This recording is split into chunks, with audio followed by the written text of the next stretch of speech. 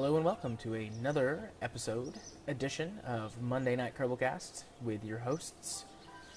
Oh, I need to put my phone on silent. That's not a host. With your hosts, me, gaming psychologist, and Caffeine Rage. on tonight's Monday Night Kerbalcast, we actually have an actual discussion or two. I'm springing this on Rage right now. I have some things that I want to talk to him about. I swear I didn't do it. One of them is specifically Kerbal related, and then the other one is kind of tangentially Kerbal related. So technically, we're still sticking with the theme tonight. But of course, to allow people time to actually come to the stream and hear the important conversation, what's up, Rage? Packing up all my crap. Nice save. Nice save. Actually, I did that on purpose. Oh, okay. I have a story about a save like that from high school, but you go ahead and finish your sentence. Or your thought. Yeah, actually moving tomorrow, so I may not be around for the Wednesday night stream, depending on how things go down. I mean, granted, it is 2 days, so who knows how things will go there. But let's just put it this way. My entire home is pretty much in disarray. I'm surrounded by boxes and things half-packed and packed. My poor trunk, I've pulled everything out of it, resorted it, and now it's overflowing with clothes, and I need to go finalize it. Finalizing your trunk, going on a secret mission with the trunk. Of course, now I have to kill you. No. I like that you say trunk instead of like chest or drawers or something. Like No, that. no. This is an actual trunk. This is one that I've had all my life. Fancy. As in, it's just a giant rectangular box that the top is a hinged lid. Literal trunk. Well, that's the best kind. Yeah, no technical trunk here. What exactly is a technical trunk? One that you're technically a trunk, but you're not. All right. I'll pretend Come that on, I know. I'm rather frazzled this week. What can I say? Fair enough. So I told you I had you doing your little save on your swear word. I have a story from high school. So in English class, we were reading the Diary of Anne Frank, and we were doing some kind of like exercise or experiment or something where the teacher wanted us to understand what it was like to be a Jew in Nazi Germany. So she brought out the barbed wire and set up a concentration camp. No, she didn't go that far, but that would have been a better representation. What she did was she had us in class one day, basically just take a nap. She made everybody like lay on the floor under their desks, and she turned the lights off for 50 minutes. And then at the end of class, she had some people come in who were like seniors or something. I was a freshman. And they come in and they were screaming and like waving flashlights around, and they grabbed people and pulled them out of class. And one of my friends got grabbed, and they came back in a couple minutes. Good grab or bad grab? Probably a bad grab. But so he came back in a couple minutes, and she was like, "Oh, what was that like?" And he was like, "Oh man, they were hauling ass. Us. They were hauling us. I'm sorry, I got really frazzled there." And we all laughed, and she let him get away with it. But it was like, no, you weren't frazzled. You said that on purpose. So that was story time. Story time, what you heard? Oh, yeah, the best time with Jared. Well, second best time. Oh, my. But I'm doing pretty good this week. Obviously, as you've, I'm sure, seen, I've played a lot of Space Engineers. Yeah, I'm feeling a little lonesome in Warframe when I'm actually able to sit down and play for a little bit. When you come back after your move, we will have just some time, Rage, me and you. We'll sit in private chat. We'll discuss things. We'll play Warframe. Well, I've missed you. What can I say? Well, I could also say that I'm a little annoyed with Space Engineers being so unoptimized on AMD systems. Yeah, so that you can't play with us? Yeah, because I am in the range within the system requirements. I'm actually right at the recommended requirements, and I literally can't play it. Just 'cause it doesn't It's work rather on AMD. frustrating. Yeah, that really sucks. Grant, I haven't tried it with the new drivers, but I'm not willing to buy it to try it. Right. Especially considering how badly it was performing on my system before. Which is a shame because I really liked the idea of the game. Yeah, it's a lot of fun, but I'm currently angry at it. I'm gonna give it one more shot with what I'm doing. What happened? I've been building this thing, and the physics are wonky in that game anyways, especially when you play multiplayer, just because its netcode is so bad. That's like the number one complaint everybody has about the game. Like, it's a multiplayer survival game that you can't really play multiplayer in because the multiplayer has so many bugs. Wasn't it technically still in early access? Its version is 1.15, I think. Oh, for some reason I was thinking it was still in early access. And what are you doing? Things. What do you mean, what am I doing? Well, I'm just seeing a rocket. At first, it looked like you were pointing towards the VAB, and I was wondering if it was already that late in the stream. Well, I've made a boo-boo, and I'm going to crash and explode. But Jeb is okay with this. I'm just going to explode, and then I'll revert. But so anyways, my problem is that due to physics problems, I'm trying to build this really big mining ship. Surprise, surprise. A mining ship?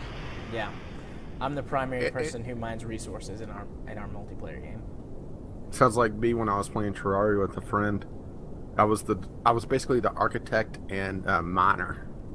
Oh, Spaceman is definitely our architect. He's way better at building pretty things than I am, but somebody's got to go get all the resources. Yeah, well, I was more form over function. Yeah, that's. Function over form. Oh yeah, never mind. You said form over function, but I heard function over form.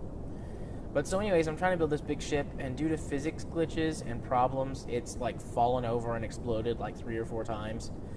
And because of the way the game saves, it auto-saves every 5 minutes, starting from, like, the counter starts from the point when you launch the game. I discovered this because I was asking questions about it on the subreddit. So even if you reload a game, it doesn't restart the save timer. So sometimes I would crash, like it would crash due to a glitch and explode, and I'd go to reload the game to try it again, and then the timer would save like after the next explosion because it doesn't reset every time you load. So I've got a ridiculous amalgamation of save games trying to get one where I can construct it all the way through without any physics bugs. And I'm just really Sounds rather annoying. Yeah, I'm really mad at it. Maybe I made the right move after all. Get pissed at the game early on and just quit. uninstall it.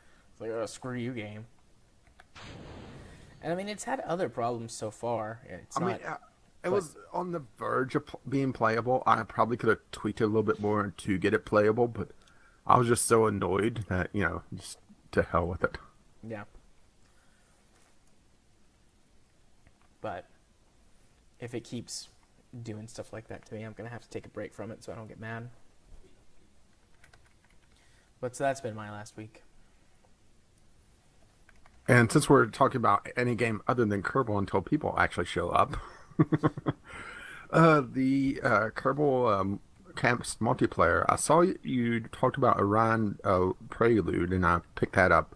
Any other games that we should be looking out for possible multiplayer games in the future? I have no idea. They're hopefully honestly. cheap. I had been thinking about that one for a while, and I saw it on the sale, and I was like, oh, it's 49 cents. That's the cheapest I've ever seen it. I mean, it's on sale all the time. But I was like, we should do a Kerbalcast MP, because now would be a good time for that game. But I have no idea. I mean, Space Engineers was one that was suggested to me. And it just happened to have a free weekend at the time. Yeah, and it just happened to have a free weekend at the time. I should really put together a list. One I want to suggest for it is actually a freebie. What is Alien Swarm, if I'm recalling correctly. I don't think I've ever seen that game. Let's just do. Let me just double check that. Yeah, it's a free-to-play game. I mean, completely free-to-play. No microtransactions or anything. Alien Swarm. Steam. It's limited to a group of 4, though. That's okay. That's usually how many people show up. Cooperative multiplayer game and complete code base available for free. Cool. Yeah, that's one I'd put on the list. Yeah, I should do that. I'll come up with an official list, and I'll actually send it into Kerbalcast on the next episode, and then I'll post it on the Steam group. Yeah, when the turkeys come out of hiding.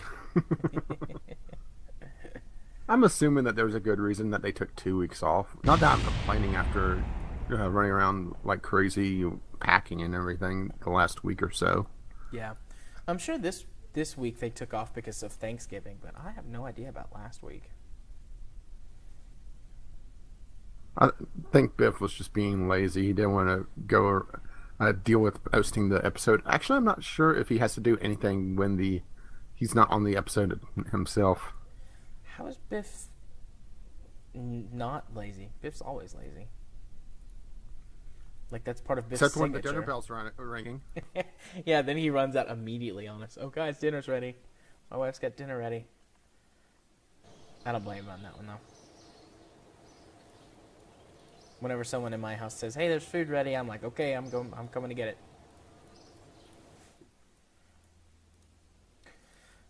So we're up to 3. Be Cool and Unknown Spaceman. What's up, guys? And then you're the third one. And something else is that the complete pack of Civ 5 is on sale already, again. Oh, I completely forgot to check for the complete pack. I only have $3. It's $12. I only have $3 on my Steam account right now. Oh, well, there's always the winter sale next month. That's true. The winter sale will be next month. I'm sure they'll be back. After all, winter is coming. Hi-oh. I miss all the flash sales and stuff from this sale. It makes it a lot less fun. Yeah, granted, it was nice just to go through and check everything, but I did check the featured sales on every day, but it was a lot less exciting. Yeah. I like the little mini game and like getting extra trading cards. To be honest, mostly I care about getting the trading cards, but well, the trading cards and everything are for the winter and summer sales, so they wouldn't have been this time anyway. That's true. That's true. But still, I miss the voting and all of that. It's fun, man. Getting pissed with the community whenever they vote on a stupid game. Or one of the stupid popular games, while a really niche indie game that looks cool just gets passed over again and never goes on a full discount. Yeah. Boy, we're making it sound really bad. Huh. That's how it is every time now. Oh, look, Gary's Mod's up for voting. Let's vote that. Yeah, because it never goes on sale ever. Yeah, And I it's guess I only should like check 50 years old. Yeah. Not to say that Gary's Mod's a bad game. No, Gary's Mod's fine. But the thing is that, it's had its time, and there's actually rumors of a Gary's Mod 2 being in development. It's been really cool. I mean, Gary's Mod has been around long enough that everybody who wants it has already got it. Yeah.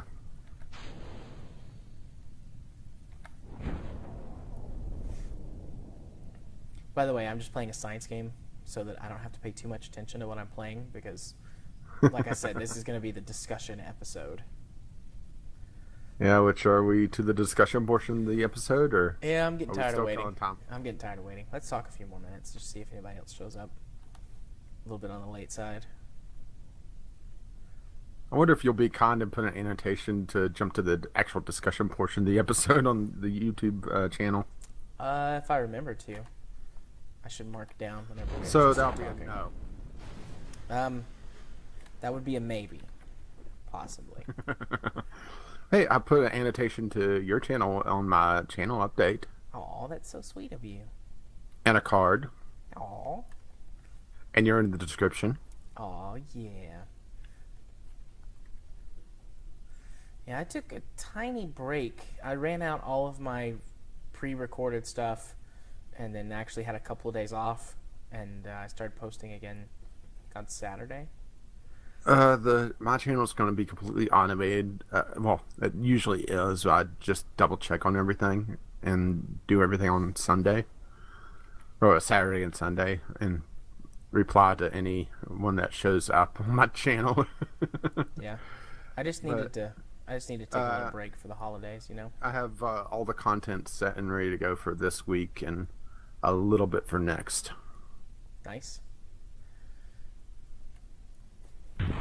Unfortunately, was able to get as far in Freelancer as I was hoping to. So that series is, if I have to do a hiatus, just because I just haven't been able to record yet. Yeah. That will impact Freelancer, but Ghostbusters is complete at least. Yeah, I need to catch up on Ghostbusters and Freelancer. I'm back a few episodes. Ooh, we're up to 5 people. So 4, because you count as one of the 5. Oh, I count. You do count. You always count.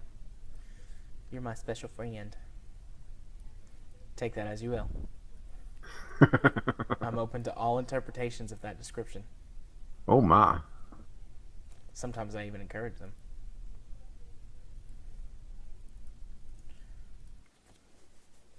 Yeah, I'm gonna over Christmas. I'm gonna do a full play of Life is Strange, because I'm gonna have my laptop with me on my trip to go. Yeah, I visit can't the promise I'm in-laws. going to watch that because Life is Strange is a game I want to play myself. It's okay. And that's the problem with YouTube and having friends that do YouTube as well and wanting to support them, but then they play a game that you want to play and it's like, oh. Yeah, I'm a little late to the party, but I still want to do it. So those are gonna turn out to be long. I'm not sure if I'll do it on the channel or not. And for the episodic stuff like that, I tend to wait, even though the next game I'm going to play, here's a teaser, actually is an episodic game. Tales from the Borderlands. Oh, damn. No. Game of Thrones. You know exactly what it is, though. That's the thing. I do? Oh, did you tell me and I've forgotten, or is it one that I have and I've talked about before? You've really forgotten? I might have. It was one that you were actually interested in my list. You remember the list? Oh, from the list. Right. Okay, now I remember. And I genuinely remember. Trademark. I'm not saying that. Trademark the list. Oh, trust me. The list is rather extensive if I break out everything and include my backlog, which is also rather extensive.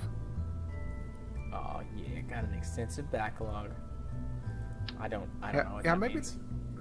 Disregard that. Yeah, it's just the fact that pick up a game cheap and then just never play it or never play it through. Right. And that's also. Well, let's put it this way. It's the backlog plus my press accounts, which I actually have a couple. Oh, you have press accounts? I'm jealous. I never had a press account, even when I worked in games media. I just got what was given to me. Yeah, I have a press account on one indie store, which gives me access to a good chunk of it. Some of it's rather out of date, and a lot of it is stuff that makes you wonder why the hell they're trying to get people to pay for them. But there are a few interesting things there. And then there's the site that I told you about that I'm getting some review copies from there as well. Right. Mr. Fancy Pants. Alright, it's been 20 minutes. I can't wait any longer to discuss about things. Okay, now you mark down the time. Well, it's been roughly 20 minutes. That's close enough. I can do that. I'm launching the thing just straight up for reasons. Well, it looks like Jeb is not too excited about this.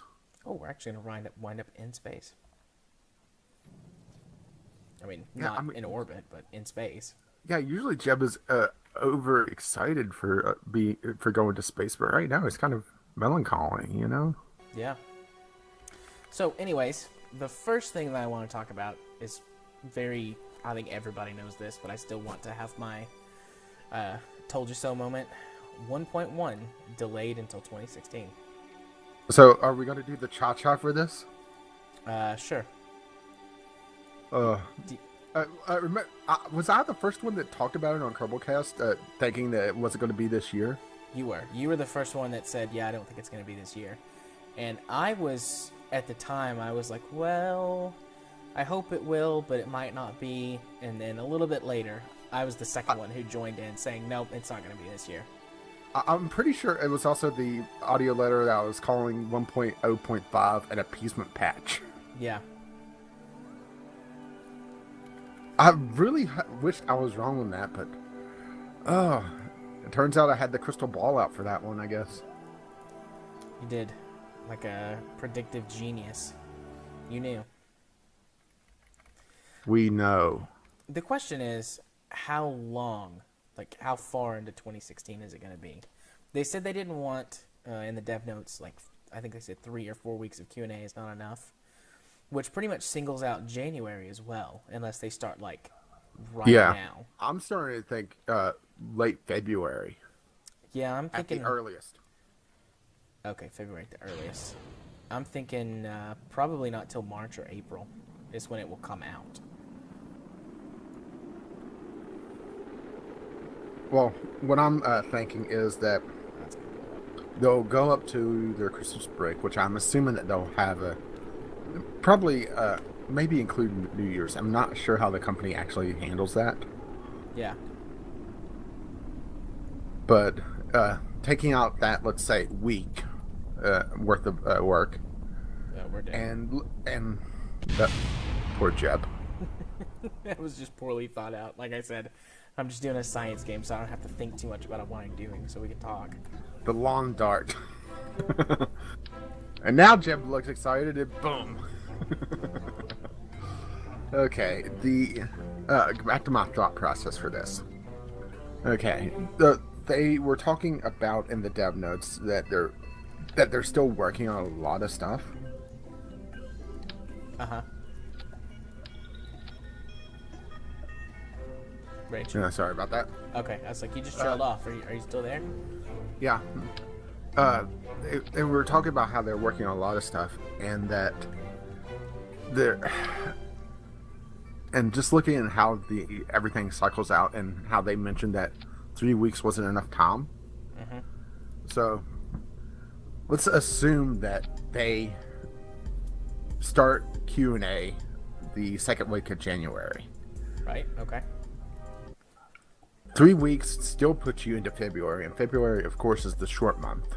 Right. And any bugs will push that back. And let's be perfectly honest here. 1.1, even though it may not be that meaty now, content-wise, because we got a good chunk of the content, right, will be a huge technical achievement for Squad. Oh yeah, absolutely.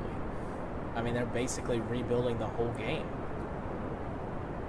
I mean, I'm sure lots of bits of like the internal code, like the bare bones, are fine. Screwed that one up. Well, just going through the dev notes for Squad Report, the last 10 or 12 weeks has been really enlightening to just how much work they've been doing. Because it's one thing to just read the dev notes, but having to go through it with a fine-tooth comb is another thing. Right. Well, I mean, every dev notes is like, yeah, we're reworking this thing, we're rebuilding this thing to get ready for the 1.1 update. We're, just on and on, like things that they're redoing. So based on what they said in the dev notes, granted, I've been kind of slacking the last couple of weeks, mostly because of the move, but also the fact that the turkeys have gone into hiding, so no Kerbalcast the last couple of weeks. Right. I love how you keep calling them turkeys, by the way. Well, they went into hiding for Thanksgiving. Think about this. Ooh, that is true. And we've never seen them. And besides, now the producer for Squad is also a turkey. So how do we know that the turkeys aren't taking over at Kerbal? That is a fair point. I also didn't think of that. It's a conspiracy, Rage. They're among us. Gobble, gobble. Right, so this doesn't work. But getting back to my train of thought, with everything that they're rebuilding, I'm not seeing them go to Q&A till probably mid-January at the earliest. Okay. Add a month. That puts you mid-February. Any issues, let's add a couple weeks. So that puts you late February at the earliest for 1.1. That's my time frame, and that is if everything's working out like I think it does. And also the fact that if they hit a major issue, that's going to push things back even further. Right. But I'm being hopeful on late February at this point. And like I said when I called 1.0.5 an appeasement patch, I really hope that I'm wrong. Yeah. You know, you saying that, I thought I was being pessimistic, saying like mid-March to April. I might not be being very pessimistic. I might be on the mark. I'm being uncharacteristically hopeful, saying late February. Yeah. Well, I'm uncharacteristically rational, I guess. I don't know. I was going to say I'm characteristically pessimistic, but... Yeah, you've been hanging around me too long. You've picked up my salt and cynicism. Oh, I already had some salt and cynicism. You just made it worse.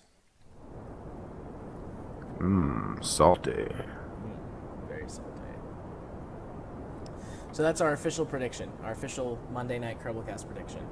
1.1, not till March.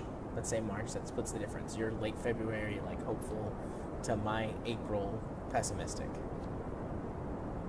Yeah, which really changed roles there. Yeah. Because originally you were pessimistic and I was hopeful. The tides have turned. Well, to be fair, we don't know exactly how much work they have left to do, and I'm basing this on 3-week-old dev notes since I haven't really broken down the last couple of dev notes. And the forums are down, so I can't really go in and there's usually some sort of little tidbits of information, a little bit extra things that they talk about in the forums for the dev notes.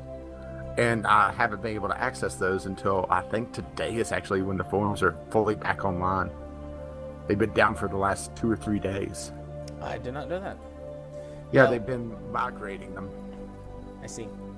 Yeah, like I told you earlier, I went and I reviewed the dev notes that they have posted on, what is it, their Tumblr? Yeah. Just to prepare. Squad's Tumblr's probably the one non-crazy place on Tumblr, by the way. Yeah, Tumblr's a pretty interesting place, let's say. Oh, you're being kind.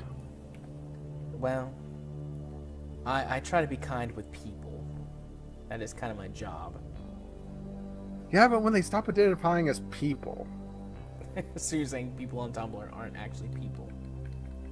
No, I'm saying people on Tumblr don't identify as people at sometimes. I've heard some of the crazy shit from Tumblr.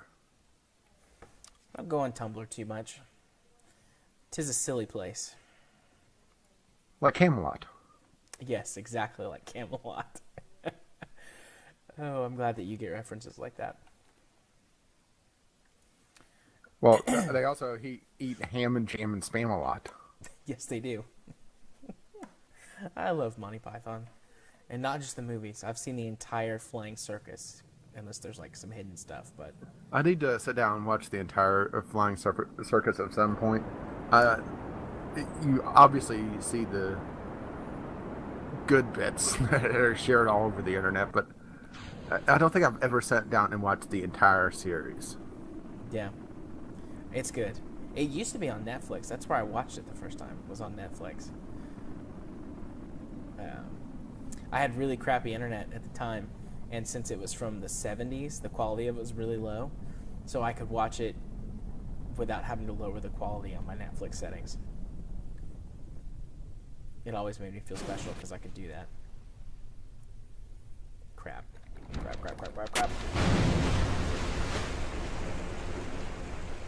I'm really struggling to get this back from space.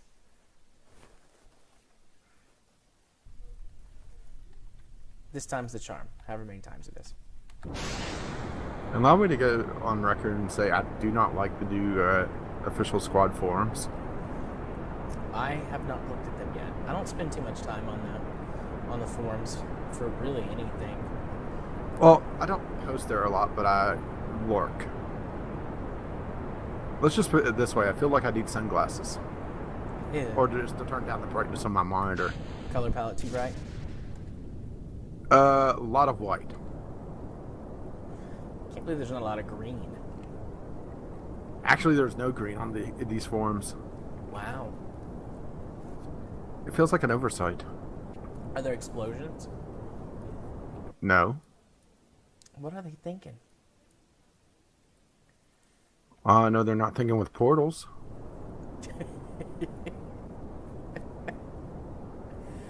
Oh. Well done. Actually, that's a nifty little segue to... I'm just gonna take that. It's a stretch, but... All right, so the next thing that I want to talk to you about, which is tangentially going to be Kerbal related when we wind ourselves down to the end, is microtransactions. Oh boy. We have had a couple of little conversations about microtransactions, but I was listening to the Co-Optional podcast for last week, or their most recent one. Yeah, I don't really listen to Co-Optional. I love Co-Optional.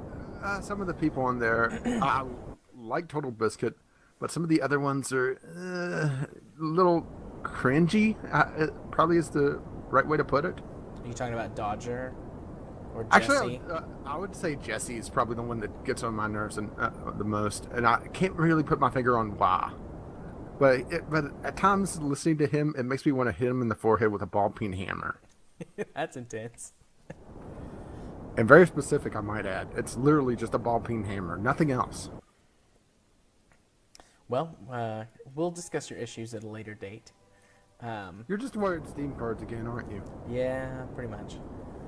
But, so on this most recent one, they had a very, very long discussion about microtransactions because of the debacle, or not the debacle, but... Payday 2?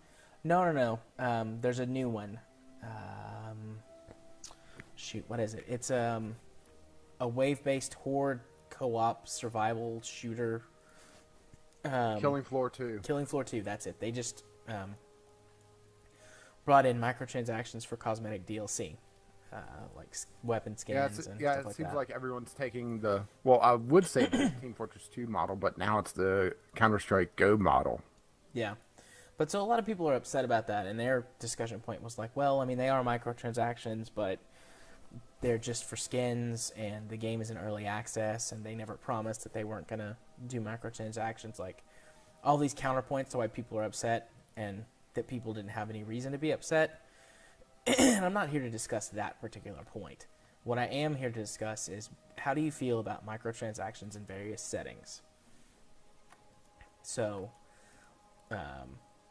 we'll go through the different games. Boy, I'm really being put on the spot here.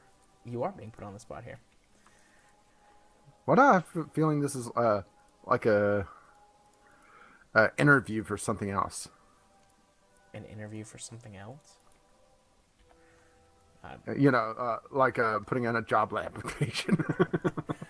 No, you're just probably the only person that... Well, you're not the only person I know, but you're probably the best person I know to have this conversation with. Just because, we talk a lot. You're an intelligent, rational guy. You're also interested in video games. Most of the time.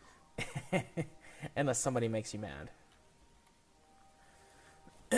But... Well, Rage is my name for a reason.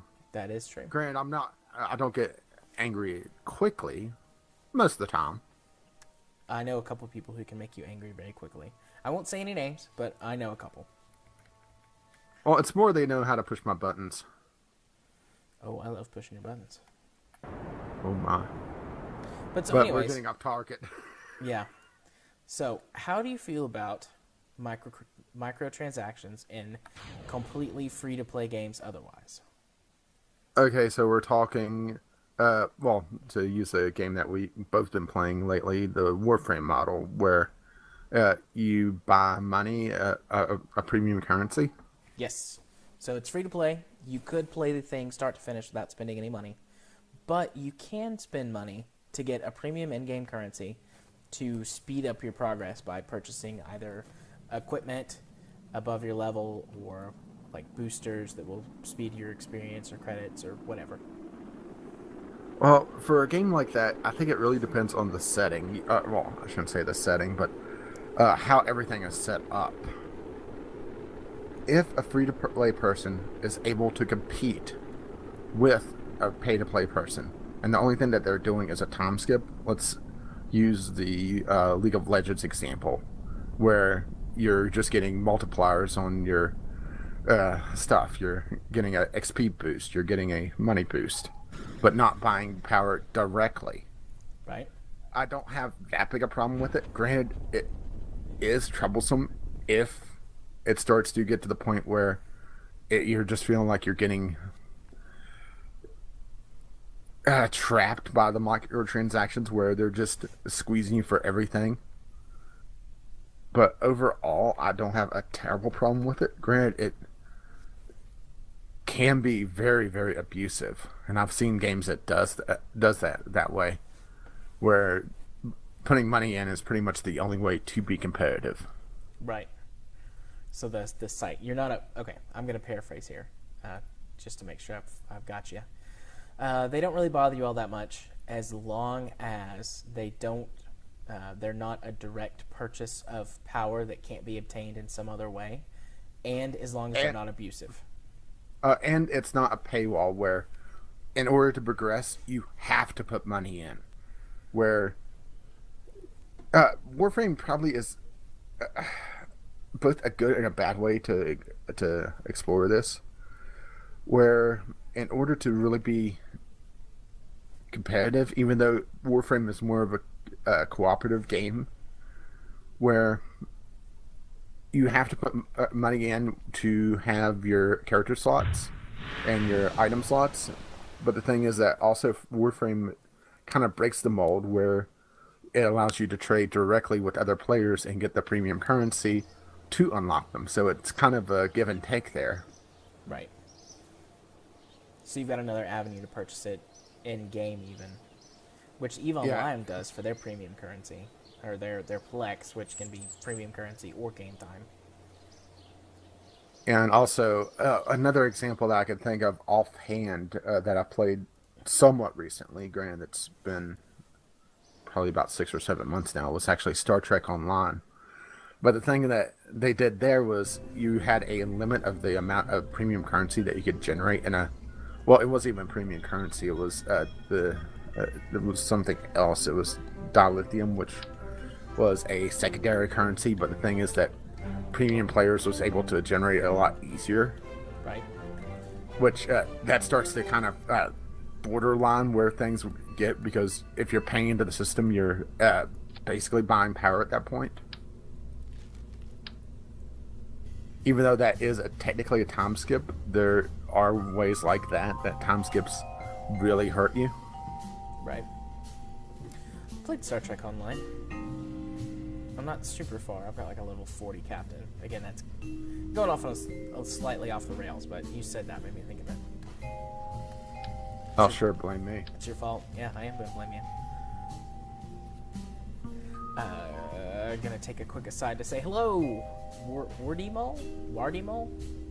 Homeward to your mobile as well. Alright, so that's the first. I would say that I agree with you on a completely free-to-play game. My thoughts on it are, basically, if I'm not paying any money up front to play your game, I'm going to give you a lot of leeway with your microtransactions. And if you do a crappy job with your microtransactions, like putting, direct power buys, like clear advantages over someone that they can't reach just by taking time to do it, then I probably won't spend money and play your game. But I'm completely okay with, time skips, a direct purchase of power that can be acquired other ways in the game. I'm okay with that. I'm okay with cosmetics and stuff like that. And I don't care, since I didn't actually pay anything up front for your game. If your model sucks, or if the way you do it sucks, then I won't I won't play or pay. And I will say this, is that I'm not a terrible fan of premium currencies, as in you pay in and you get platinum or shoot, can't think of the one for the Star Trek Online, but runic points or whatever, where it's another form of trying to keep you paying in, because a lot of times, actually, Warframe is a bad example of this. But League of Legends is that if you look on League of Legends, at least it used to be like this. They may have changed it in the intervening time since I played it. Yeah, since I got tired of the MOBA genre being rather toxic and left, was that you would notice that all the characters were a strange number of points. It actually turned out that they were prime numbers. And they set up the pricing system in a way that it was very, very difficult to completely empty your wallet, so you always had a few points in it. Loads of games do that. Yeah, to make it so that, well, if I spend $5, I'll be able to get this, but I'll still have some points left over, so I could get something else. And then down the line, I don't have quite enough. Sure, I'll put a couple bucks in and get this, and then I still have a few points left over.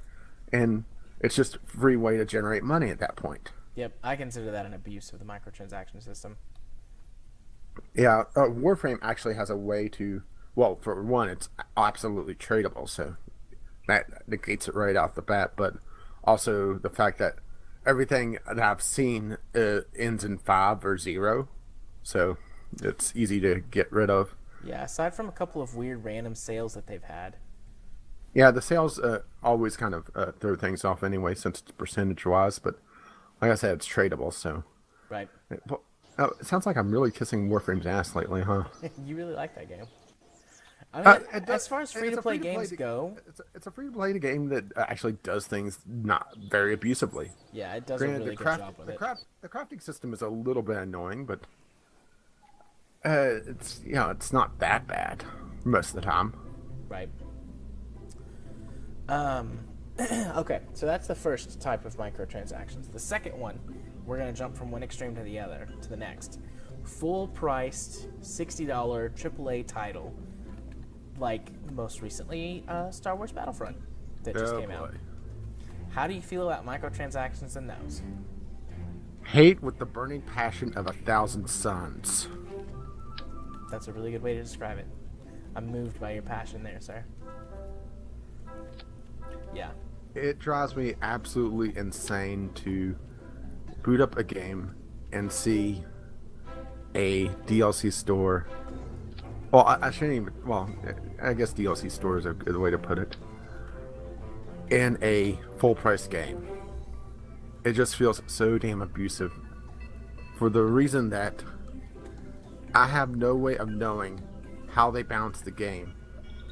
Are they accounting for people who buy the game at full price or on sale or whatever and never putting another cent into that game? Are they going to make it so that the game is actually fair to them? Or are they accounting for people that put in an extra $5 to $20 for resources or whatever? I think Dead Space 3 had it where you're able to buy essentially resources instead of having to scavenge for them, to give an example. Yep, I remember that. Completely broke the crafting system in that game.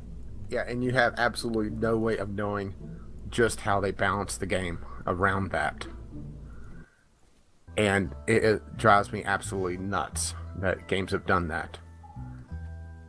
Now, I will say, I am going to make a distinction between DLC and expansion DLC. I was about to ask you that question, because you said DLC, and so I was going to say, what do you use the difference between a microtransaction and a DLC? Yeah, I really have three categories for DLC. One is the actual DLC micro things. Cosmetic stuff usually falls into this category. So some costume sets or costume sets, weapon skins or whatever, like they come as a pack. Yeah, or even just single weapons, that sort of thing. Right. Okay. And maybe Horse armor. horse armor definitely. Don't get me started on horse armor. Even though Oblivion has a good example of both extremes of DLC, but well, I'll assume we're going to get to that eventually. Yeah. It has my second category is the story content, where it is a quest or two. Usually my time frame for this is an hour or so of DLC playtime. Hour to maybe, let's say, 3.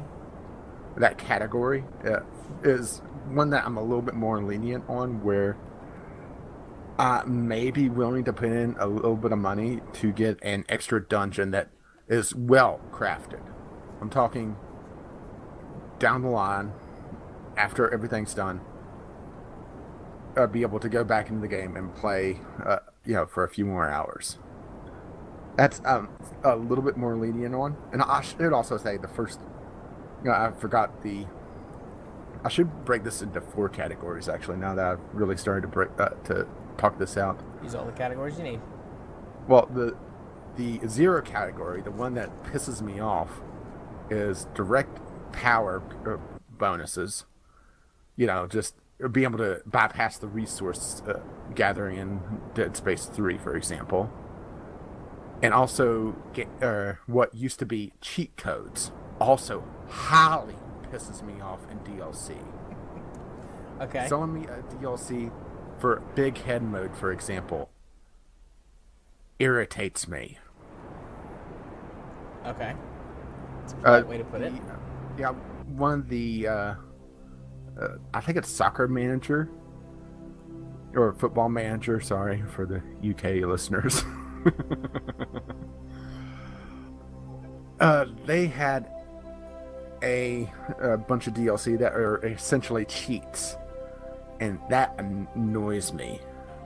The fact that what used to be cheat codes are now being, instead of putting in a combination, you're putting in your credit card. Right, okay. But getting back to the DLC that I'm more willing to accept is the story-driven stuff, or a large pack of weapons or that sort of thing. But it still has to be well crafted, and it has to be something that is not like anything else in the game. But even then, I'm hesitant on weapon purchases. Okay. The I guess now 4th category, now that I went back and had the forbidden category, the category 0,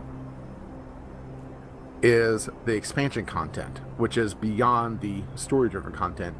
Let's say the 3-hour plus genre. A good example of this, going into Oblivion, has the Shivering Isles, which is an amazing expansion DLC. The Shivering Isles is good enough to be its own game, honestly. I mean, I got like another 25 or 30 hours out of the Shivering Isles.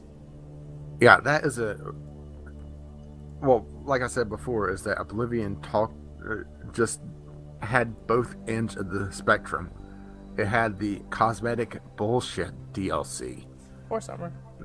Yeah, horse armor. Wasn't there a couple other ones that were kind of crap? There was a quest that gave you another house, I think. Yeah, there was a quest that gave you a house, I think it was the Mage's Tower. Well, there was a couple, because I think there was a castle one as well that I got in the Game of the Year edition. Oh yeah, that's right. I think it's called the Fighter's Castle. I actually really liked the castle. I also got that in the Game of the Year version. I never bought that one by itself, but I don't know how much it originally costed, but I don't know. Yeah, housing like that, I want to throw into the category 1 where kind of cosmetic stuff, but at the same time, if it's done well, I'd be tempted by it. Yeah. But usually for me to pick it up, it has to be on either very cheap or a very heavy discount. Okay. That makes sense. Before we keep going, I'm going to just give my quick thoughts on that, because if we get too far away from it, it'll be a hard transition to come back. So Yeah, not that I made things easy by going back and forth on ones I like. all right, so microtransactions, let's use Metal Gear Solid 5 as the most recent example of microtransactions in a AAA title. I think that's the most egregious example. I mean, buying insurance for your base because you're forced into an online mode and you don't want people to steal your resources. That's just ridiculous. That's garbage. Actual microtransactions, buying money, buying resources, that sort of thing in a $60 AAA game, unacceptable. I would never in a million years buy those. Sorry to jump in on this, but also time skips and well, I kind of talked about this before, but the time skips in a full-priced game, having those is just egregious. It's just amazing that they actually put those in. And I'm going to throw in not just buying money directly, but also the fact that having the packs like in Battlefield where you're able to just buy all your guns. Mm-hmm. It just shows the weakness of the level progression system if you think about it. Well, my experience with that is Forza 5. I bought Forza 5 with my Xbox One as like my launch title that I wanted to play. Huge fan of the Forza series. They had that, microtransactions where you could buy boosters where you'd earn more credits and more XP faster. Well, they got caught having tweaked the system to encourage people to buy that because it took so long to earn money and experience to unlock the really top-end cars. Oh, yeah, I think I remember hearing something about that. And they released a patch at one point that reverted it back to the same system as Forza 4, which made the game a lot more enjoyable to play because you unlock stuff faster. But I absolutely refused to spend more money on that game because I paid $60 for it. Which also comes into my point of you just don't know how they balanced the game to begin with. Yeah, exactly. But so, actual microtransactions like that, unacceptable. Then when it comes to cosmetic stuff, if it's well done and I get good value, like I get a bunch of things, like a pack of skins or a pack of new locations, like new homes or something like that, I'm okay with that. I consider that to be more of a kind of like a mini expansion, not a story mode expansion, but a game content expansion. And, if you, like, for example, if they released a whole bunch of houses for Skyrim or Fallout 4, I would be willing to buy that if I got several of them, but I'm not going to spend money on, like, one place. Then when it comes to story content, or I should say gameplay additions, Skyrim added the Hearthfire DLC, which was new houses that you could build and do stuff with. I love that sort of thing. I love tinkering with all of that. I'm okay with spending money on that stuff. It adds to my enjoyment of the game, and it's clearly like some separate systems that they built after the fact, and I'm okay with paying for that. And then when it comes to full-blown expansions, new story content, lots and lots of new weapons or new armors and stuff like that, like a whole bunch of them, totally okay with that. Because, it's, expanded content that they've built after the fact. And I'm okay with paying for that. Why do I have a feeling I know the next category you're going to bring up? Well, what do you think the next category is? Considering how you're talking about after the fact a lot, on-disc DLC. That is not the next category, but on-disc DLC is garbage. Oh, yeah. If it's ready for release, it should be in the metaphorical box. Especially if it actually impacts the gameplay as well. Uh-huh. The one that was brought to my attention the most was actually one Total Biscuit was talking about, the Prothean in Fallout, or not Fallout. Sorry, I've been talking to you too much, hearing you talk about Fallout a lot. In Mass Effect 3? Mass Effect 3, yes. Yeah, that's garbage. I bought the, whatever the special edition was that came with the Prothean DLC, and I was like, wait a second, this is DLC? This is like one of the coolest things ever. We've spent 2 games heavily discussing these people, and you're holding back very, very important key story content that was ready at launch and putting it behind a paywall. Here's the thing, is that people actually were able to unlock most of his content without buying the DLC, just by enabling things that were on the disc. He was on disc, except for a couple of his quest areas. It's just absolute garbage. And I can't believe game developers are allowed to get away with that. And that people actually defend on this DLC, saying that it's just not ready yet. It's gamers have this extreme version of Stockholm Syndrome that I just don't understand. Fanboyism. I think it's people don't want to be wrong, and people don't want the things that they enjoy to be bad. And video games are probably the biggest example of that, because when it comes to a movie or a TV show, you're invested for a few hours at a time, and that's it. I mean, a TV show, you might get 20 or 30 hours of investment out of most TV shows. You know, that's 3 decent seasons worth of content.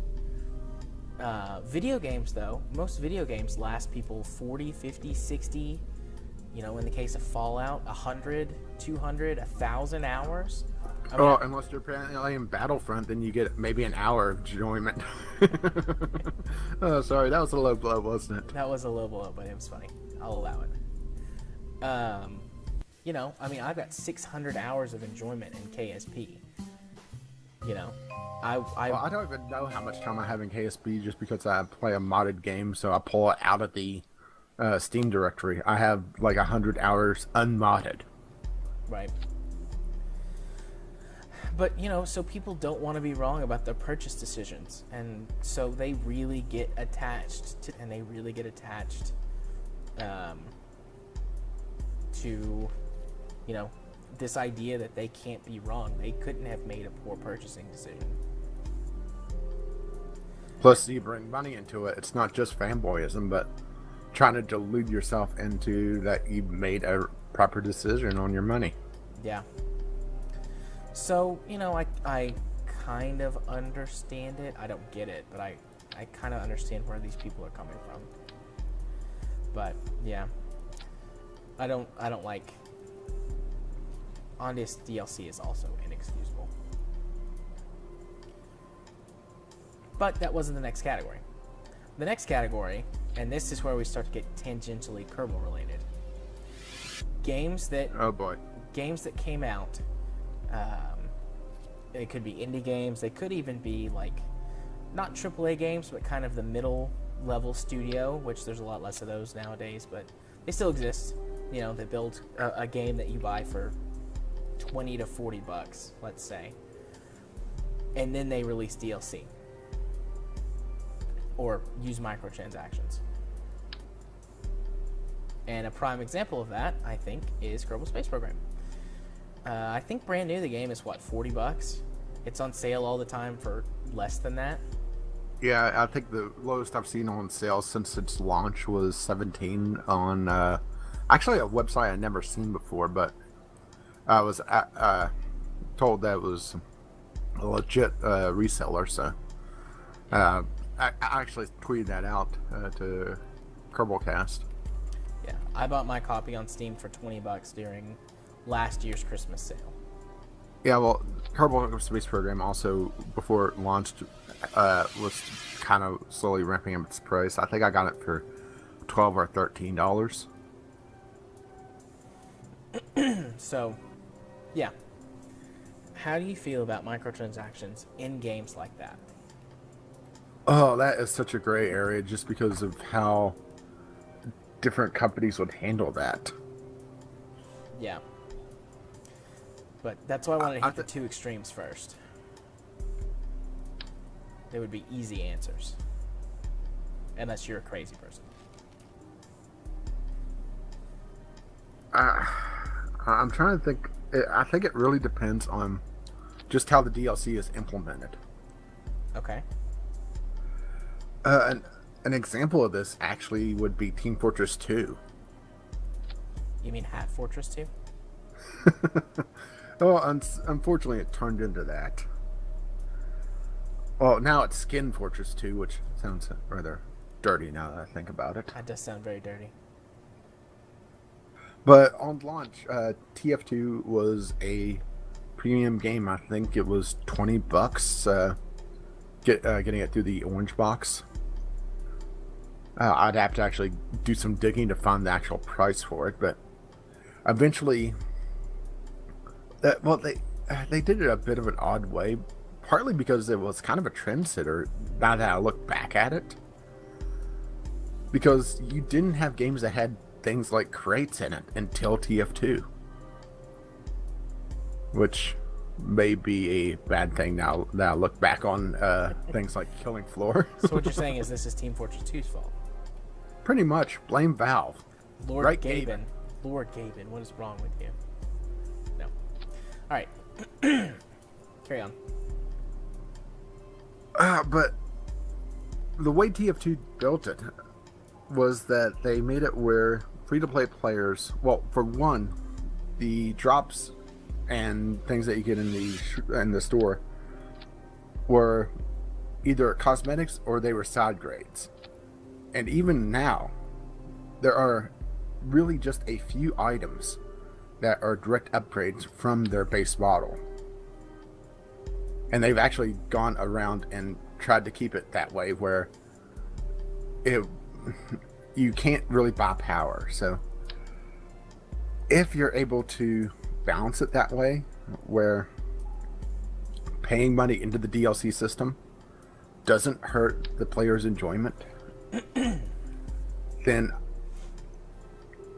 maybe it's not that bad. But that's the problem, is that it is so easy to make it a money grab and turn it into a Killing Floor scenario, to turn it into the Payday 2 scenario, where it just, instead of funding extra development for the game, or possibly the game sequel or whatever the game developer has in mind, it just feels instead that the developer is just grabbing the players' wallets and squeezing For all that they can. Yeah. And that in the future, whenever you download a game, you have to swipe your card just to boot it up. Everyone has to buy a credit card machine. I probably just gave him an idea. Probably did. We'll be bringing our pitchforks to your house next. Good, you could help me move. So you're okay with things like cosmetic stuff, unique items, as long as they're not upgrades?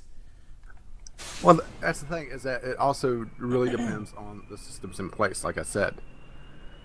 And also, there's still the system in place where a free-to-play player can get those items. They can trade for them.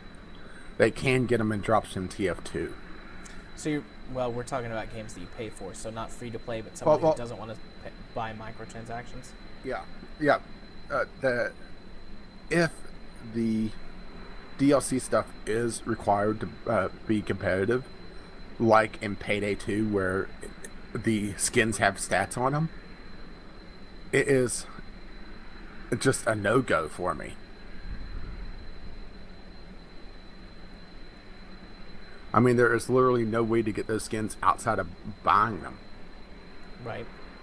And even then, it's even worse. Sorry, I just saw your airplane. Yeah, it's a funny little thing. I think you need to adjust the landing gear on that. Probably. It needs a little bit more than a slight angle of attack on the runway. It needs a visit from Dr. Fritos. It's cute, though. Look at it. It's cute.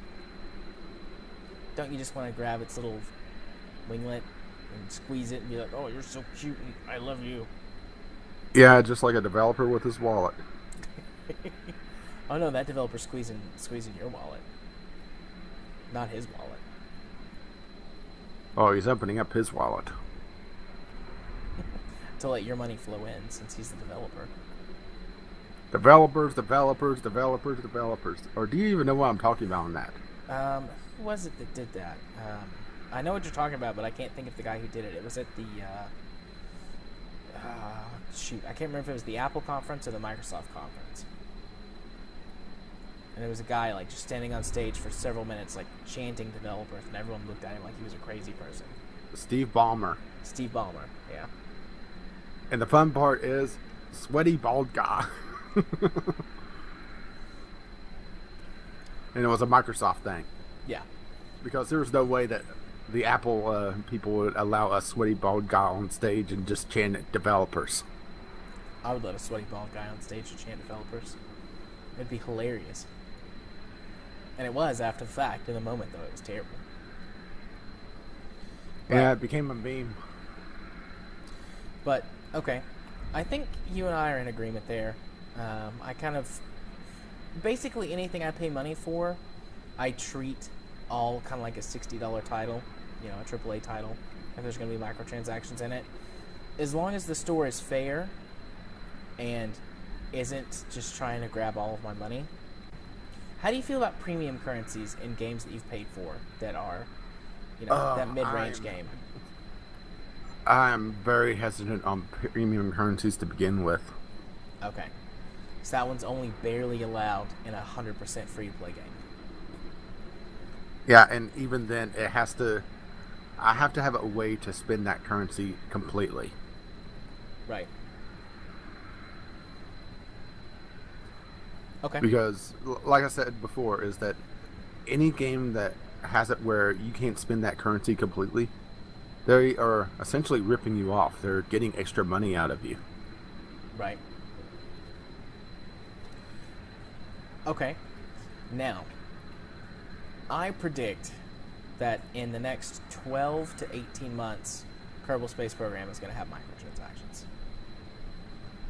That's where all of this comes from. I love this game. It's a lot of fun, but I'm watching it's everywhere now. It's been on PC for forever. It's compatible with all PCs. When it comes to 64-bit, or when it comes out, the 64-bit version for PC. Yeah, I think you're probably onto something. I remember talking about the possibility of cosmetic DLC quite a while in the audio letter. Mostly cosmetic stuff, though. Yeah. But, you know, and they're putting it on consoles. It's going to be on consoles next year. Yeah, I think consoles is going to be... sorry, I'm cutting you off again. Hello, Spooner. Hey, Spooner. I think consoles really encourage DLC for games.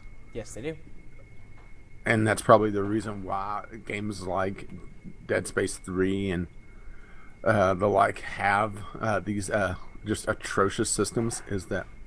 I don't want to say console players are stupid enough to bomb, but I am kind of saying that, aren't I? You are kind of saying that, yeah. But yeah, so where I was going with that is that they're putting it on consoles, which is kind of their last bastion of sale. You know, like their last kind of sale explosion.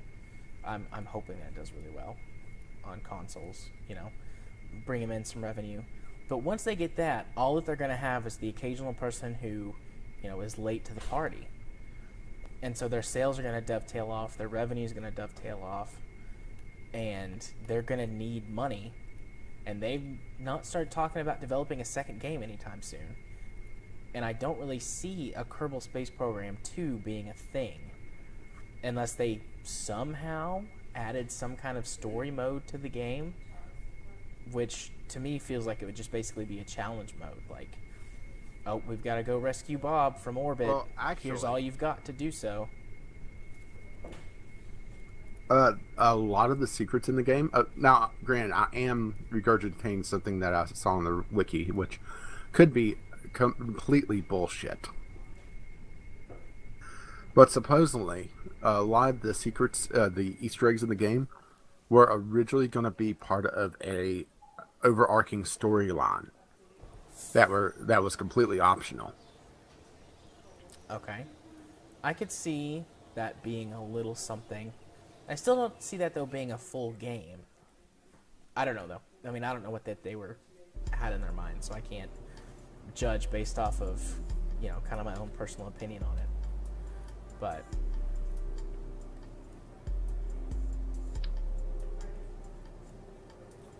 Yeah. Well, something I'm wondering about now that we're talking about DLC and this. Well, I'm Caffeine Rage, Yep. and And then it's me, J. Arthur / gaming psychologist, depending on where you're coming from. You've been here before, though, Spooner, so I'm assuming you mean who am I talking to? yeah, I'm usually here as well. Anyways, you were saying? Well, I just had a thought, and it's an interesting thought. Okay. Minecraft. All right.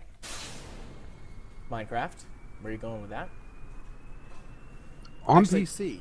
Wait. Let me guess. You know where I'm going with this. I don't know where you're going with this. I'm going to guess. Multiplayer, officially sponsored and rented servers. Actually, no, but that is a possibility as well. Okay. Now, from what I understand, I've never played Minecraft on a console. I have. Can you buy cosmetic DLC for Minecraft on your console? You can. Basically, all of the skins that you can get as mods on PC, they sell to you on console. That's where I'm going with this. Who's to say that the two branches, which they have said in the past, that the branches are going to be diverse after this point once the console version's launched?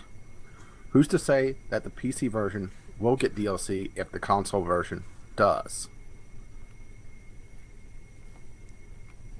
So you're saying Interesting point. So you're saying the PC version might not get DLC, even though the console versions do.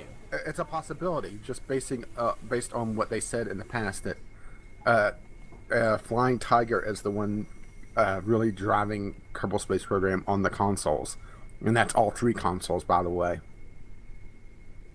Okay. So the fact that the consoles are a DLC-driven mess at times, Right. doesn't mean that it will come back on the PC version. It may. I'm not completely ruling that out, and I may be completely wrong on this, but there is the possibility that PC players won't see DLC because they are less inclined to buy DLC. Because they have for so the many most mods. part. Yeah, because if you look at it,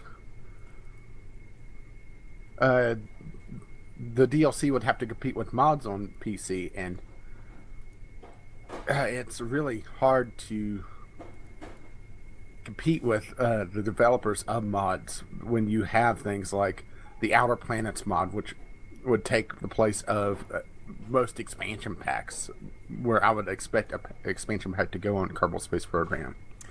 I could see a few coming. For example, licensed content through mods. Right now I don't see Squad doing this, but in the future, say they want to release DLC that's related to sci-fi series. Reskins of certain parts, or maybe even complete, part additions for, Battlestar Galactica. I don't know if there's a Battlestar Galactica mod out there or not. But if there is, they could license that content. Squad could. And then a modder couldn't create it because they could just use a copyright takedown to remove that mod. That's really crappy, but it's been done before. I don't think they would do that. I don't think they would do a sci-fi theme, partly because they've said in the past that they want to keep in science factor possibilities. Yeah, that's true. But that was just the first thing that came to my mind.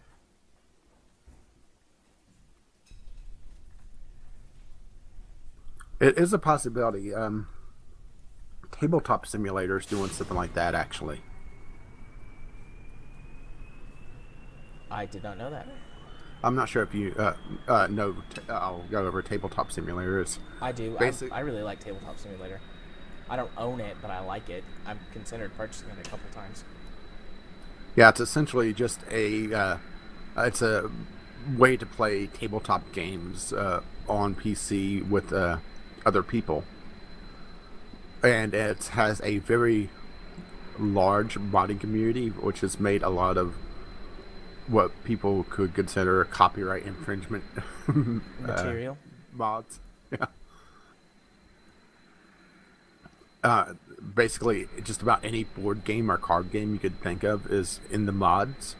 Right. And some that you really don't want to think about. But they also have DLC that is officially licensed. Right. So yeah, some kind of officially licensed DLC is what I could see them selling on PC after we talk about it. That was kind of the gist of what I was trying to make. But yeah, on the consoles, they could sell DLC that's basically mods. They could cut the mod makers in, give them a cut of the sales. Yeah, which brings us to the big boogeyman that happened, was it last year? Paid mods. No, that was this year. It was earlier this year, but it was this year. I can't remember if it was this year or earlier last year. I think it was in April. Just a quick aside. I think Ghost Sharks typed a couple of things. We had a really big conversation, Ghost Shark, before we got into this. I think you were gone. But, I mean, that's what we basically said about microtransactions and DLC in pay-for games. As long as it's not a money grab or exploitative, generally we're okay with it. I mean, that's the gist of like a 45-minute conversation. I just wanted to address that. We're paying attention to chat, we promise. Alright, Rach, carry on. The whole explosion of the paid mod fiasco, I think it's the polite way to call it. Yes. The idea that they could put paid mods on consoles where you otherwise couldn't do mods, I think is probably the best way to do paid mods, even though I hate the idea of most of them. So put the paid mods on consoles where people can't get mods anyways. And for them, it would basically just be DLC. They wouldn't know the difference. Yeah, I don't know how I feel about paid mods. Like, mod makers, for the most part, put a lot of effort and love into their mods. And I feel like they should be rewarded for their work. And I know things like donation boxes, tip jars, whatever, whichever one you choose to use online exist, but people rarely ever use those. It's a very small amount. You might have one guy who's lucky who gets a lot, and he's the exception to the rule, but I mean, I've read people talking about their mods, and they have tip jars and how little they actually get from that. And they do it for love, because they love the game, or they want to perfect their craft, be it coding or art design or whatever. But still, it sucks that they don't get rewarded for all their hard work. So on the one hand, yes, I'm for it because I want them to be guaranteed some income for all the work they do. And on the other hand, I'm really against it because it's like, for the same reasons. Like, these are people who do it for love, not money. If they want to give it to us for free, then why should I have to pay for it? And on top of that, why do you get a cut as the developer, publisher, whatever? You didn't put any effort into this. Yeah, the cut on the paid mods early this year was just horrendous. It was, I think, modders only got 50% of what they were given. They got less than that. Steam took a 75% cut. No, it wasn't 75. I thought it was a split 25, 25, 50. No, Steam took it might have not been 75. I want to say it was 75, but Steam took a majority cut. Then Bethesda took, I believe, a 25% cut of what was left. So the end user modder only got somewhere in the neighborhood of 15 to 20% of the original payment.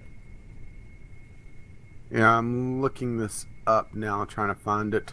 I could be wrong. There was definitely some confusion about that, and that's just the last thing I remember, hearing. I'm pretty sure it wasn't that much.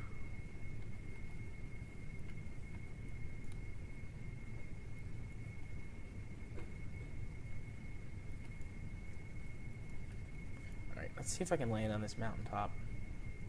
I don't think it's going to work out too well.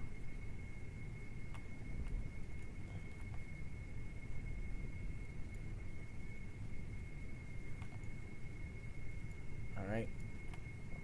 Bethesda got 45%. So Bethesda got 45%. Oh. Yeah, I'm not seeing where what Valve's was on this article. Yeah, explosion.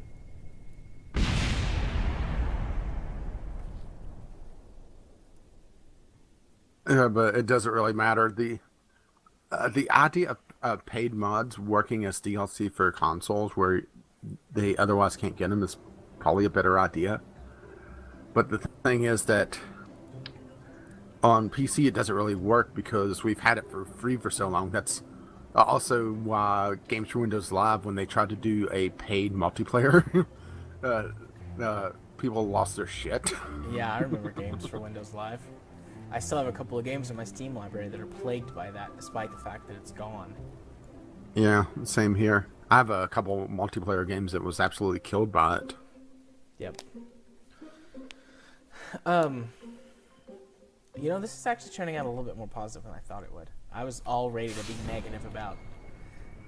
Oh, crap, I forgot to stage that. Oh, about KSP putting some kind of paid microtransaction DLC content in and trying to figure out a way to salvage it. I also came up with the...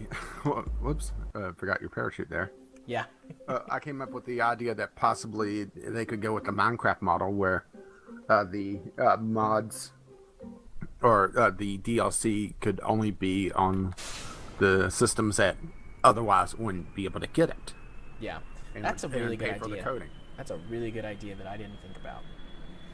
And then I immediately thought of the multiplayer server, you know, kind of official paid-for servers. Yeah, which we still don't know what the hell they're doing with multiplayer. Yeah.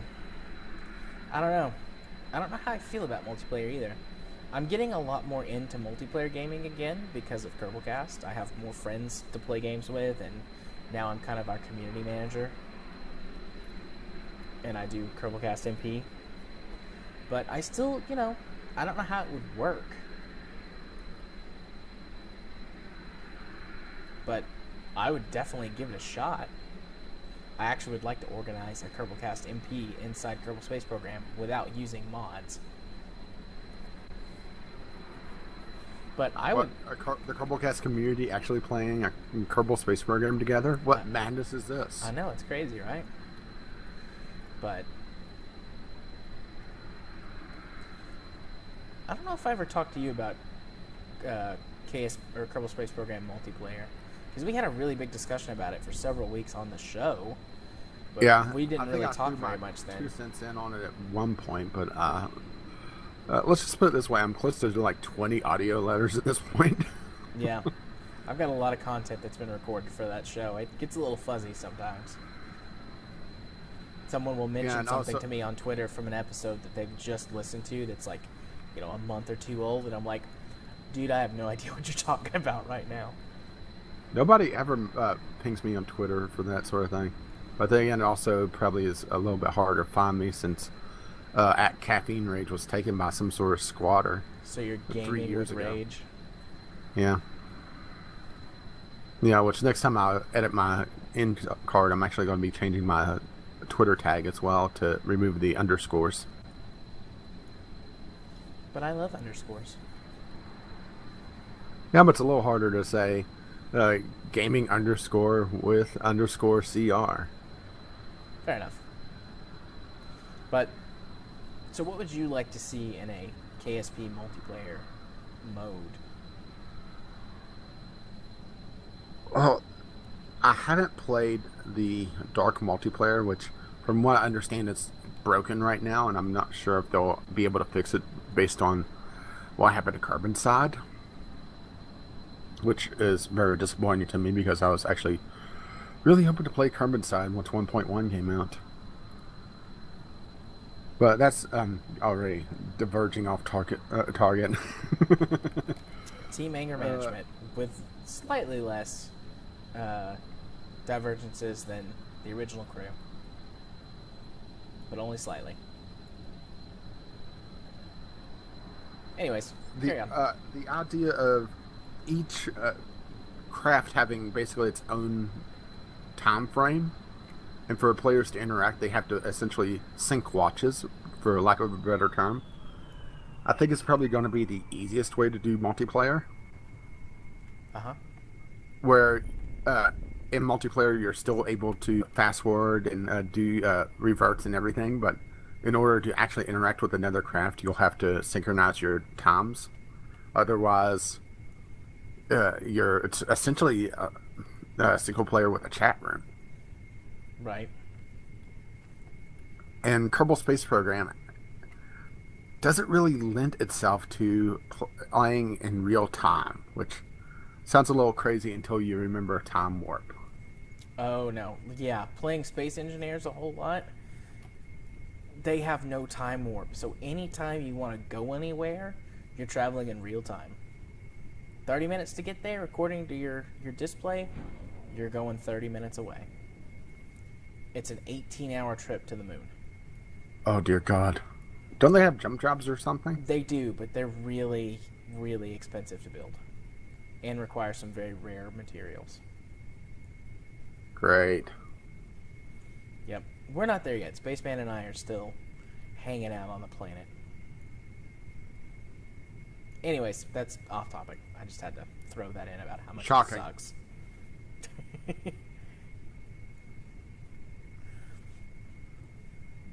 But I think the dark multiplayer is the most likely scenario.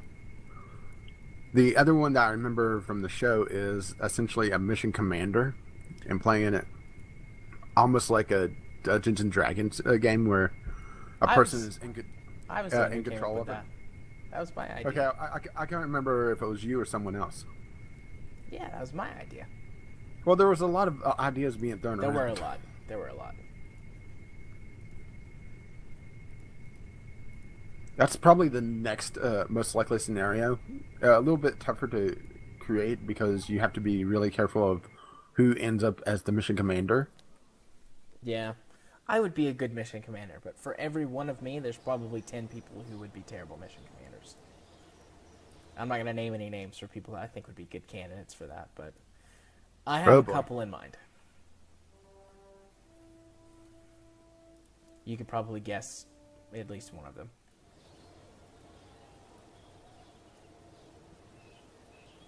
Is it a nautical navigational marker? That's one of them, yeah. And if you know who we're talking about, I'm sorry for you. Just join in on the laugh, because I'm sure you agree with us. If you don't worry about it. It doesn't concern you. But I really don't think Squad... I would be surprised if Squad does something like that, just because it would be so prone to trolls, even though the Kerbal Space Program community is one of the nicest gaming communities I've seen.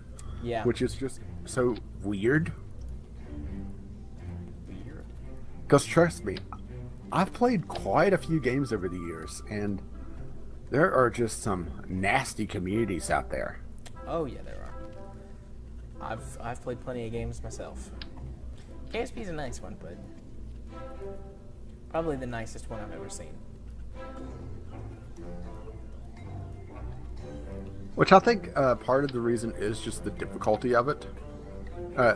It's easy to celebrate someone's victory over gravity Yeah. when you know just how much of a hassle it is to get into orbit or to land on a mun. I love going on the subreddit still and seeing people being like, I got into orbit for the first time, and everyone's like, oh, that's so awesome, good job, how'd you do it? You know, because everybody knows how tough it is to do it that first time.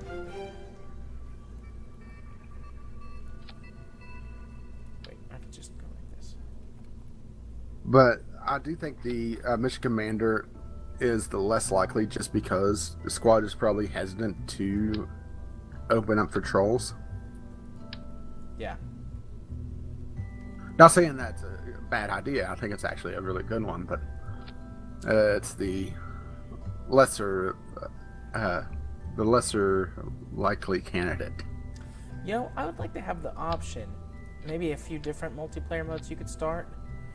You could start MC mode, for example, or you could have just standard multiplayer, which would be like the dark multiplayer mod model, where you have to sync your times up.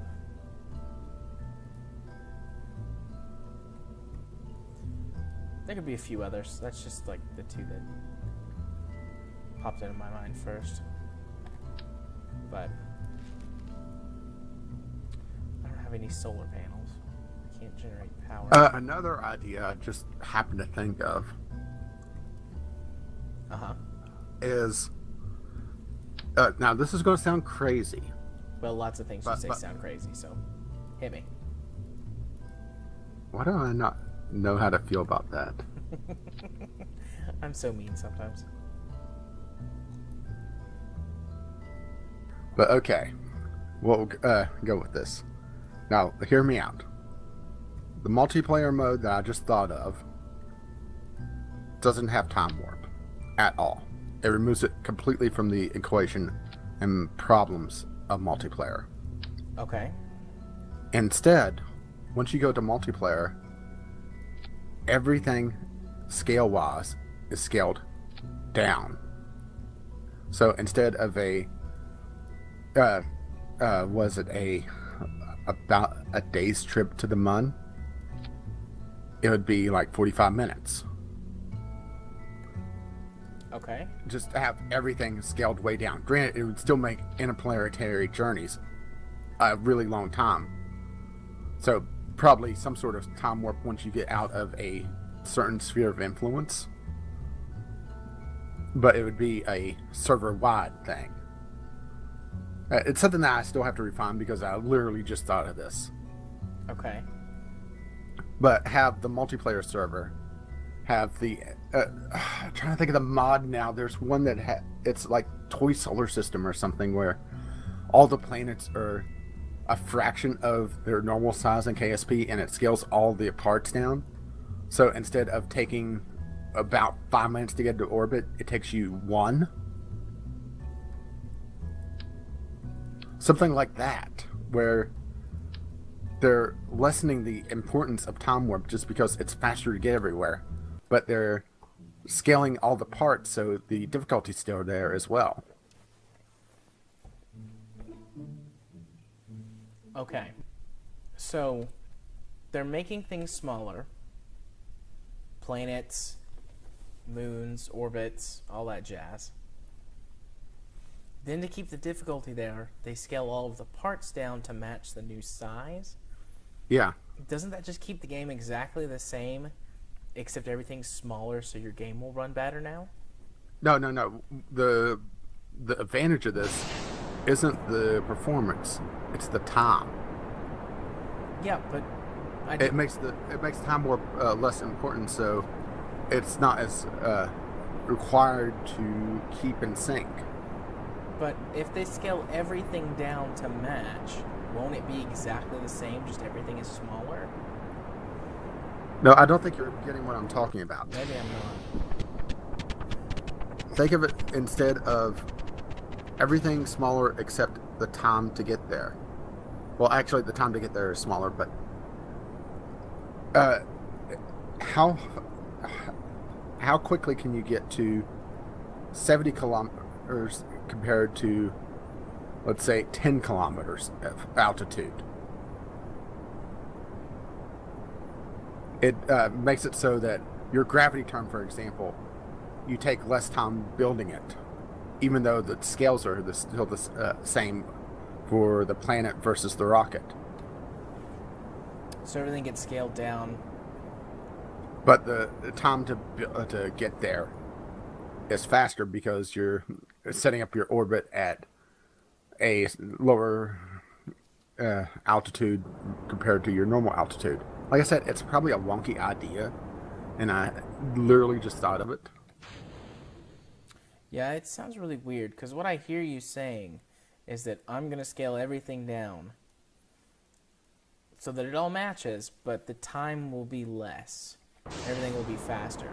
But in my mind, I'm saying, well, if you scale everything down so that it all matches, then everything will just be the same time, and just all your models will be smaller. Think of it this way, is that It's basically going the opposite way of real solar system.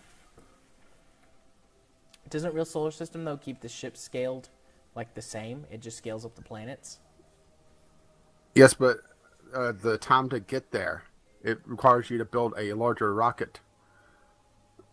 It's a weird thing to try to articulate whenever I'm a little frazzled from getting set for my move. Okay, so are you saying that you make the planets and everything smaller, the rockets stay the same, which means you need less delta V to accomplish things, so you can go Yes. faster? Yes. Okay. Gotcha. Because like in my head, you're saying everything stays the same, and I'm like, well, if everything stays the same, you just wind up with smaller models. I understand what you're saying now, though. I'm trying to find just how long it takes to get to orbit on a real solar system to give you an idea.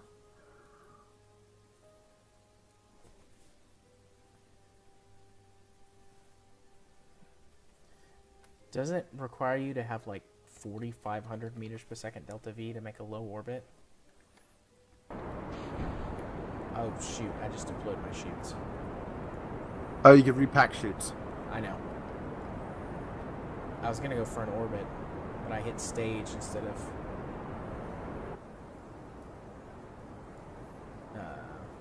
Just reactivating my engines.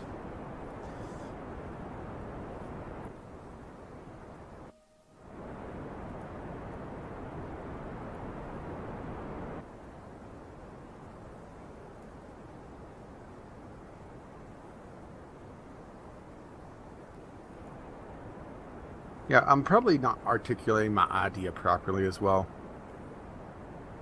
Yeah, it's something that I need to really consider and figure out a better way to talk about it because I may just be wrong on how real solar system does it as well.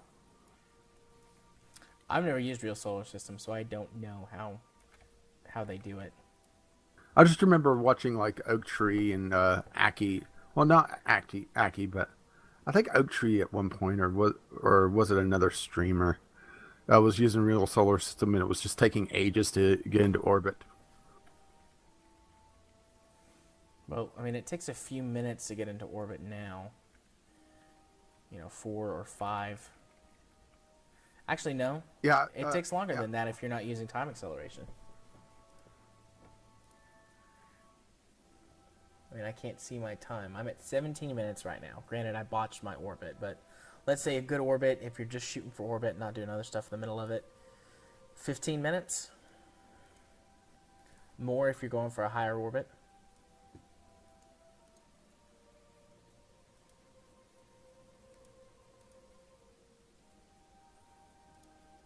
But maybe that would be a like an easy mode multiplayer. It's just scale everything down except the rockets. So that everything goes faster. Less distance to cover, plus your delta V counts for more. Because everything else is smaller. Yeah.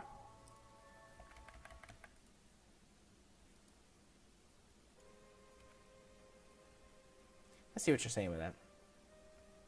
Yeah, I'm just trying to think of ways to take the to lessen the importance of time warp because that is really the problem with trying to do a multiplayer. Yeah, KSP would be unplayable for me without time warp. I just couldn't do it. Do you imagine trying to do a mission to Jewel without time warp? Nope. I can't imagine doing any mission outside of orbiting without time orbit. Or without time warp. Even a trip to the moon would take you an hour, at least, of real time. Actually, no, it'd take you longer than that, because aren't most trips to the Mun like 6 hours? One way, unless you just point straight at it and hope for the best. Well, let's put it this way.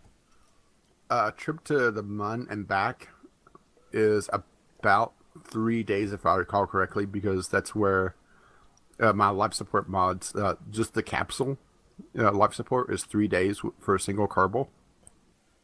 So that's 18 hours of real time, because a Kerbal day is 6 hours. Yeah, I was trying to remember the conversion. Yeah, I couldn't play this for 18 hours just to go to the Mun and back.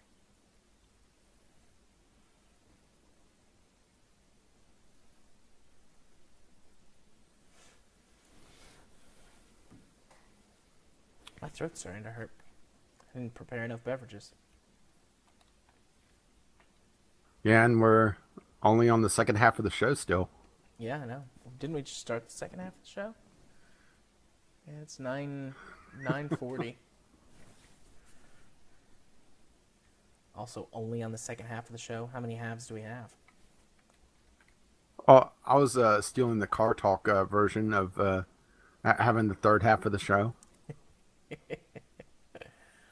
What can I say? I liked car talk. I liked Car Talk. I haven't listened to it in forever, though. Do they still make new episodes? You didn't hear about them? No. The last time I listened to an episode of Car Talk was They like 4 years ago. They went off the air years ago. They still play repeats, but they don't make new episodes. And a matter of fact, one of the hosts is dead. I did not know that. Yeah, the last time I listened to an episode of Car Talk was like 4 or 5 years ago. Let's put it this way. It's really harsh in hindsight because the one that could never remember the puzzler for the previous week died of Alzheimer's. Must not laugh. Must not laugh. Okay, I Go couldn't do ahead. it. You want I to. couldn't do it. It's kind of harsh, but at the same time, well, we know why you can't remember the puzzler. That's a beautiful irony. When was the last episode then recorded or aired? Like, Give me a moment and I'll Google it.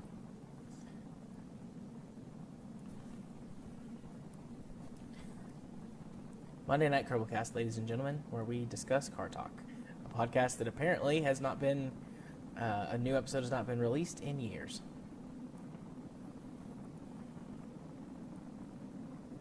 Yeah, but it's a great show. It is? Let's see, it was Tommy that died.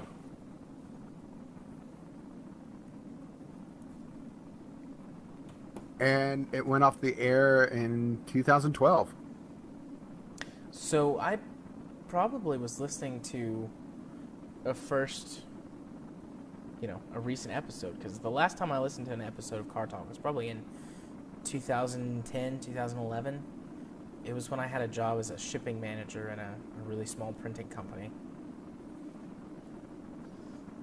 When I was still putting myself through college. Let's see. I'm going to look up Car Talk real quick on Podcast Addict. Just talk amongst yourselves, everyone. We'll be back. Quickly looking up old NPR shows. Huh. They've only got 2 episodes listed on here. 1,548 episodes of Car Talk. Yeah, but they're into repeats now, so.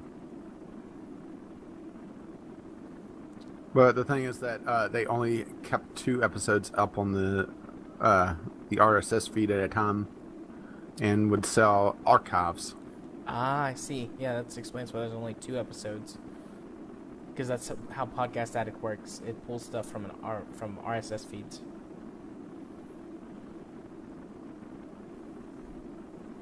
Oh, I could download them 2 episodes at a time. That'd be a good backlog to build for when I'm caught up on all my other podcasts and they're on holiday hiatus. When the turkeys go to roost. Yeah. Or other Christmas animals. What do you eat at Christmas? I said other Christmas animals. I mean other holiday animals. But what do you eat at Christmas? Are we gonna call Biff a pig now? If we do, you're the one who's saying it. I'm not saying it.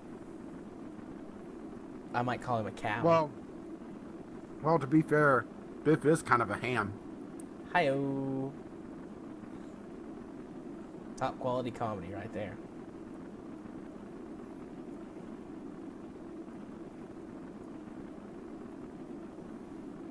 Yay, we haven't exploded yet.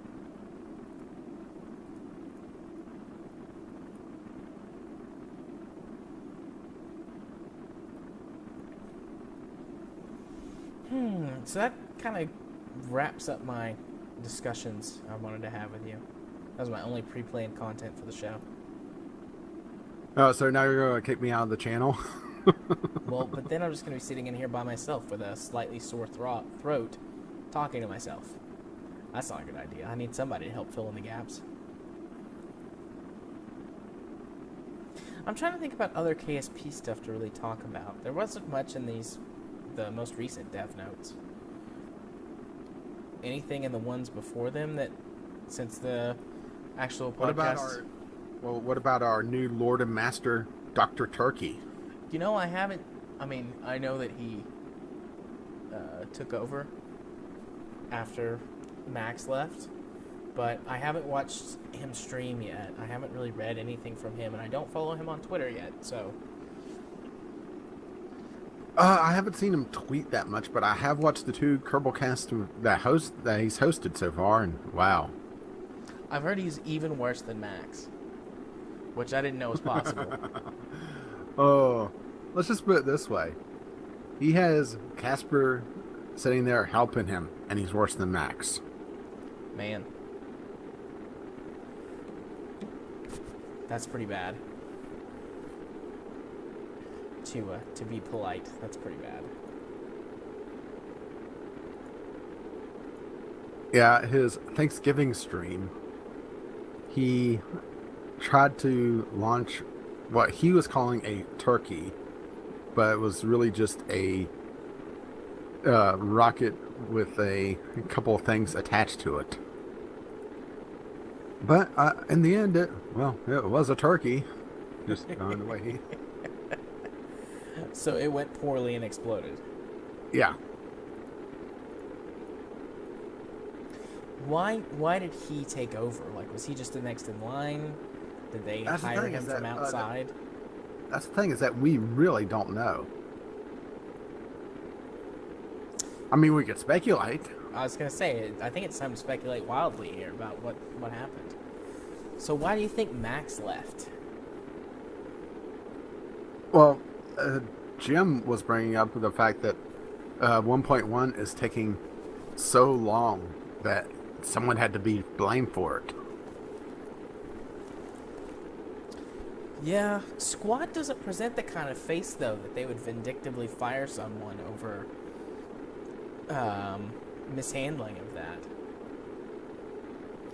Unless there's a lot going on behind the scenes, which we really don't know anything about, which is possible. Yeah. I mean, like I said, it didn't make any sense to me to release what you so aptly call the appeasement patch. Like, you know, some of the things like art, assets, and stuff like that, sure. You know, those people can't work on the 1.1 patch, but everyone else that's doing the models and the coding and all of that stuff, you know, for the most part, there's got to be something that they can do, particularly the coders. I suppose models are more artwork, but there's a lot less models in KSP than there are code for levels, or not levels, but physics and stuff like that. Well, to be fair, we do have an ice level. It's called Minmus. We do have an ice level. That is correct. We have a desert. We have a clingy ex-girlfriend. That's a boss level. Biff just can't help but stick his rocket into crazy. Nope. Everybody wants to do it at least once.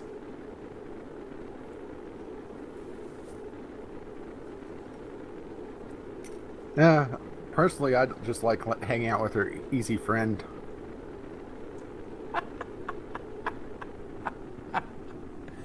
Oh, I love you. That's hilarious.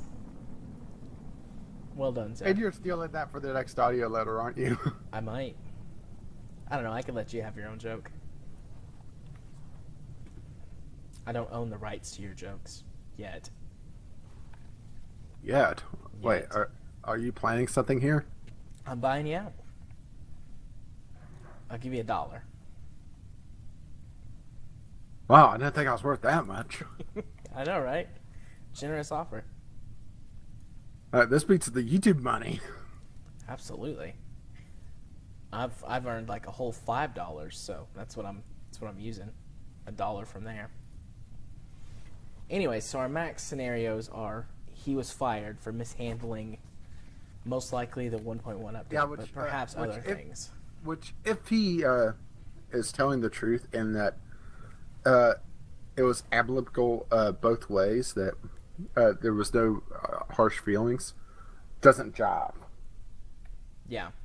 But he could be under NDA. He could be trying to not get the community riled up. Oh, well, he's definitely under NDA for at least some stuff. Oh, yeah, absolutely. But, I mean, like, that could be part of his NDA. Like, if you ever get fired, you can't release to the public why, or we can sue you, or you'll lose, something.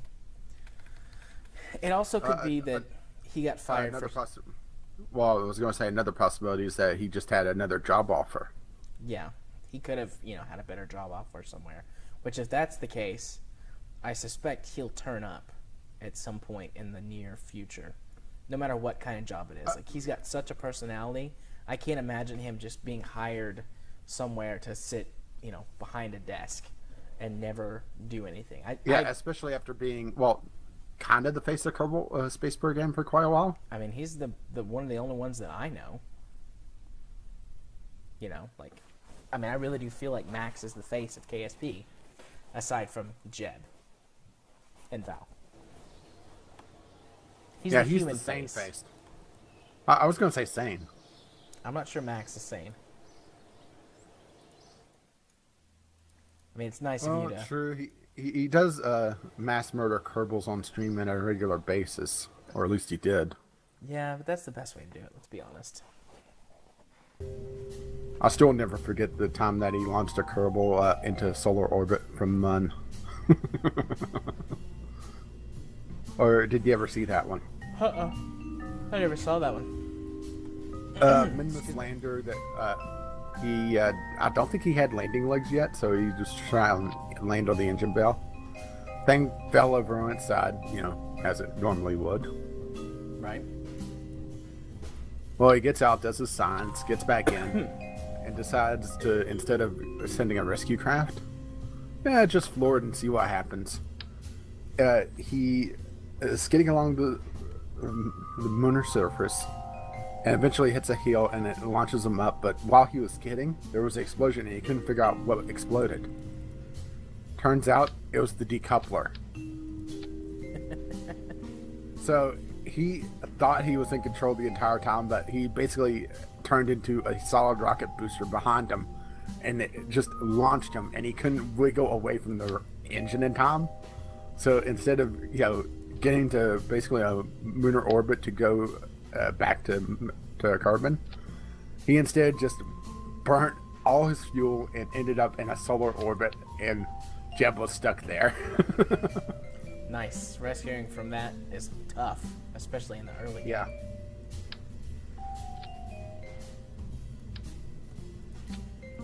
Yeah, trying to get, and it was a really wonky orbit too, because it was inclined and it was not equal. It was, there was no way of getting Jeb back, short of building a monstrosity. Well, I mean, he's on the dev team. He could find a way with code or something. It'd be like just on a fancy TV or a fancy crime-fighting TV show. He just clicks away at his computer randomly, and then there, he's recoded it, and he'll be home safe in no time. Enhance. Enhance. Do you watch the show Adam Ruins Everything? No. You should. I think you would love it. You like knowledge and you're very salty. There's an episode where he looks into like forensic science. Basically the TV show is Adam Conover from College Humor, ruining things that people enjoy by revealing the real science behind them, and how like everything in the world is garbage and fake and a lie to you by some corporation to sell you something. And he does forensic science, and like he shows how that's fake. You can't just enhance something over and over and over again to find someone's, eye color and get a corneal scan so that you can unlock something. Like, that's not real. Wait, you mean it's not real that you could enhance onto a screw and see the reflection of a license plate? Sorry, Rage, that's fake. I hate to break it to you, buddy. Damn it. Now I need to rewrite my novel. Alright, so, other than being fired or accepting a better job, any other reasons Max would leave? I suppose he could Could quit just be to burnout. It could be burnout. He could just be leaving to take some time off. I mean, he's probably got a decent amount of money if he's managed it properly. I don't expect him to be like. Or he's wanting to go to another field, because from what he said, game producing wasn't his first thing that he's done. Yeah. This has been basically his like crash course into producing a game.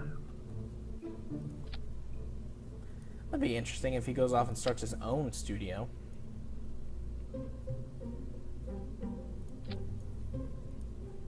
Especially if he develops something where you have to navigate. Because he's the maps. Ah. Sorry. I could see that, though. I could see him going off and doing his own thing. And that would probably be an amicable leave as well, because they might be upset if he took a job somewhere else. But, if he's well, it also depends if he has a non-compete. Oh, that's true. Would a non-compete apply to all games, or just games that would be similar to Kerbal? Well, it really depends on how it's worded, I think. So it could go either way. Or it could just be, he can't be a producer at another place, but for a certain amount of time. Like I said, it really depends on how it's worded and what his contract was. Legalese is not in my language repertoire. I speak two languages, English and bad English. Legalese is not one of them. Amen, brother. Although, you can figure out a lot of stuff or some stuff, just with good sense. Yeah, but I thought we were talking about legalese here. Okay, good sense and a good vocabulary. And a really good filter for bullshit. Yeah. I got one of those. It works. Sometimes.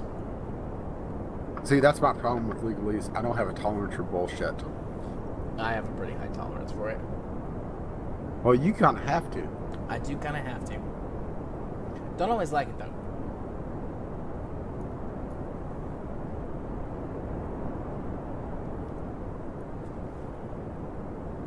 Yeah, I saw a post on PC Master Race that would have probably made you laugh. Or just rage. Or cringe. Yeah, which they do get kind of cringy at times, but overall not a bad community. A little circle jerky, but it was a college student who came back and found his PC partly disassembled. Uh-huh. Because his roommate thought it was broken and he was trying to fix it. And he went to the college authorities there, and they basically just said, "Well, we can't handle it. It's not our responsibility." Right. Okay. Because they're the one that gave him the roommate. This was a dormitory. Mm-hmm. I guess I just don't see where that's funny because you were laughing. Yeah, it was just he didn't post pictures of it, but you could just feel the sadness in that. The problem was that the guy knew just enough stuff to be dangerous. Yeah, those are the worst.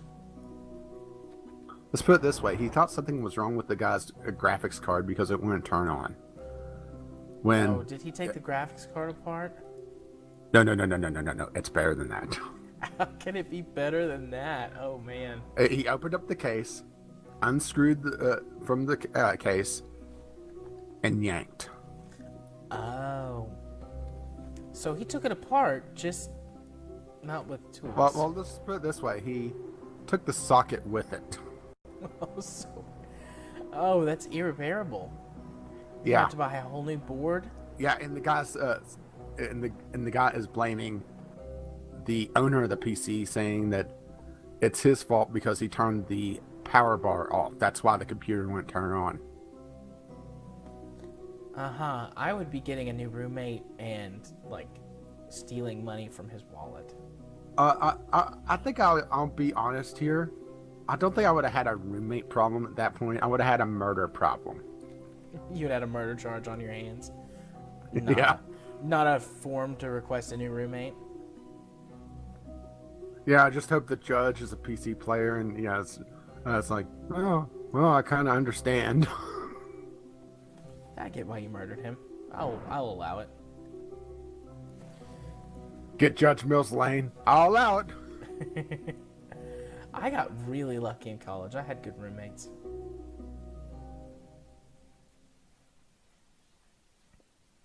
Well, except for my freshman roommate. He wasn't awful, but he was... Well, I just brought that up because he talked to the student counselors, and, you know, that's kind of your thing, right? Yeah. Well, actually, maybe. When you say student counselors, like he went and talked... Well, I'm trying to find the post, but, you know, that subreddit moves very quickly. Yeah. Like, if he talked to student council, then that could be, like, their... No, it wasn't their council. It was the authorities at the school. It wasn't the students. Okay.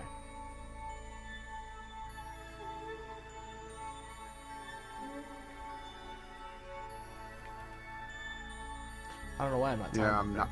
I could be. Maybe you're practicing for multiplayer. I'm just sitting here. It's cool. Don't worry about it.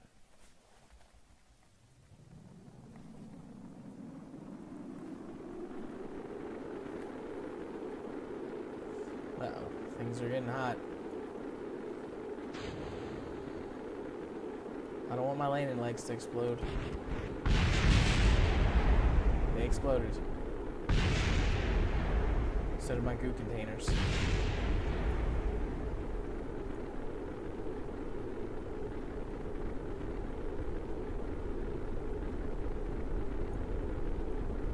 I've still got the parachutes, but I don't think it's going to matter.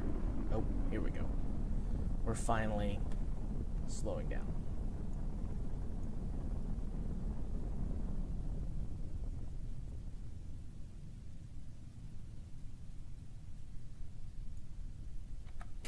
Okay. I just thought of a discussion. Okay. Hit me up. It kind of relates to the DLC stuff. Okay. Just because I happened to see, I was poking around on the PC Master Race subreddit still, and I saw someone talking about pre-orders. That EA sold the best gun in Battlefront as a pre-order bonus. What do you think a pre-order bonus is? Ooh, there's an exasperated sigh. Let's see. When's the last time I pre-ordered a game? I can tell you the last 3 games I pre-ordered. Okay. Go ahead. And 2 of them for my YouTube channel. I'm gonna guess one of them is backwards. Binding of Isaac. Yeah, Binding of Isaac and Afterbirth are 2 of the last 3, and the one before it was Portal 2. Okay. And that's 3 games in, what, 2.5, 3 years now? Yep. Is Portal 2 really only for 3? This is not grasslands, this is snow. Maybe it's Greenland. At best, it's tundra. That's stupid. That was a waste of time. Sorry. The only game I've pre-ordered in years and years and years and years. And Portal 2 was 2011, so 4 years now. Yeah. I technically pre-ordered Fallout 4. I bought it the day before release because I wanted to preload it on Steam. But I don't know. If you want to call that a pre-order, then that's fair. I pre-ordered Fallout 4. But that's the only game I've pre-ordered since Skyrim. I think I pre-ordered Skyrim. So Bethesda. Yeah. So Bethesda's got me by the balls buying their games. But other than that, I haven't pre-ordered a game. Just hope they don't go for the prostate. Let's see. You know, I pre-ordered Oblivion as well. Before Skyrim, Oblivion was the last game I pre-ordered.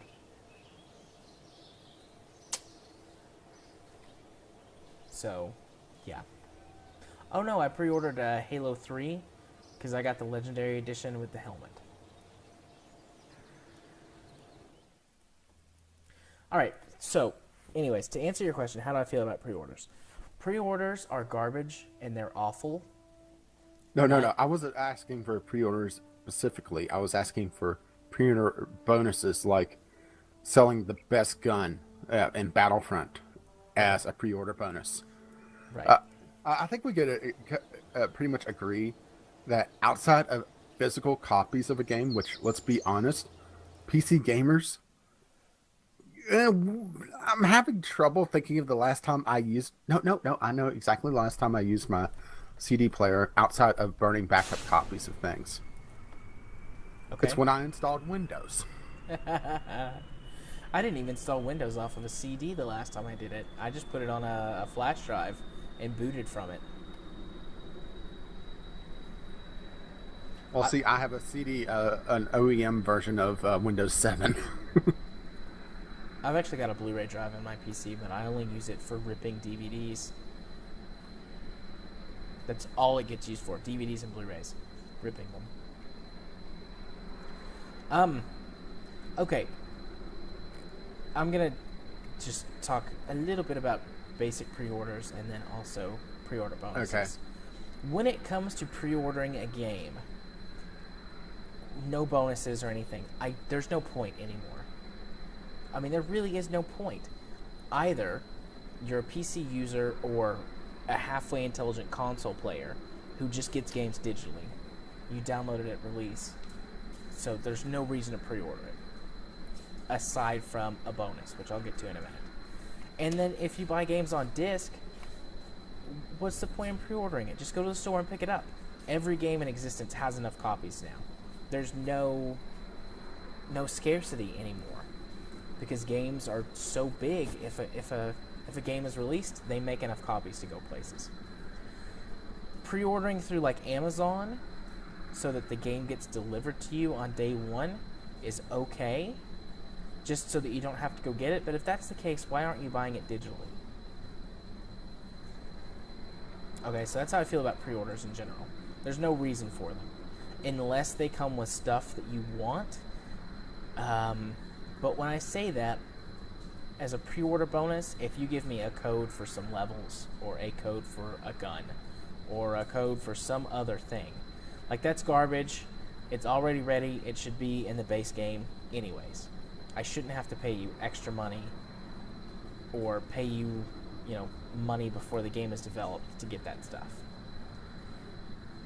Getting physical stuff, like the Titanfall statue, or the Pip-Boy edition of Fallout 4, or whatever. Well, that's getting more into collector's editions. Yeah, I was going to say, that's the only reason that I would say go ahead and pre-order a game. Because they are collector's editions, but they do run out because they make limited runs of them. Otherwise, they're not a collector's edition. So, if you want that stuff, that's the only reason I would ever say that pre-ordering a game is okay. Yeah, which I'm in the mind that the collector's edition stuff should be a separate purchase from a game. It shouldn't be out before the game's out. It should be for people that enjoyed the game to buy something extra, in my opinion. I agree. I actually 100% agree with that. Because what if it's like you liked a game? Just think of the poor rubes who bought, like, I'm trying to think of the name of it, but the collector's edition of Duke Nukem Forever.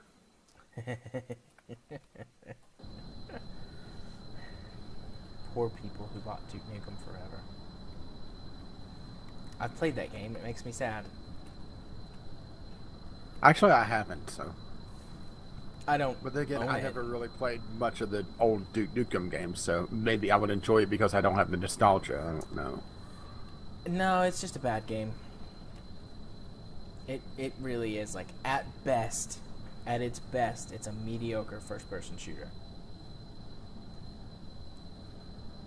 But that also comes against the argument of releasing the collector's edition stuff, the bust of Duke Nukem and whatever else they had. I can't remember. I just remember that bust after the fact, just because. Why would they do that? Because the game was panned pretty much unanimously. Yeah. But, if they release it separately, someone who just likes Duke Nukem would buy that instead of the garbage awful game. Yeah, very true. I'm not a super huge fan of Duke Nukem. They're good games, but when it came to like old school FPS, I was more of a Doom guy.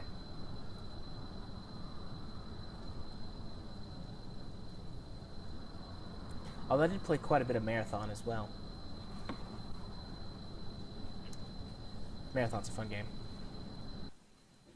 Okay, how about this pre-order strategy? Okay. Pre-orders that include older versions of the game, previous iterations. Let's say the pre-order for Fallout 4 include Fallout 3 Game of the Year edition. That's a tough one. That's a good incentive for someone. For example, if I want to play Fallout 4, but I've never played the Fallout series at all, that might incentivize me to do a pre-order. And I find that less offensive or egregious than pre-order bonuses of like special guns or whatever like that. I feel like I'd be getting some real value for my pre-order. 2 games for the price of 1. At that point, it's more like a bundle to me than just a pre-order.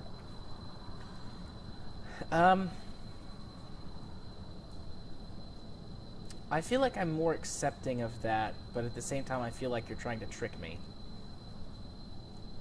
Just because of how much I hate pre-order culture.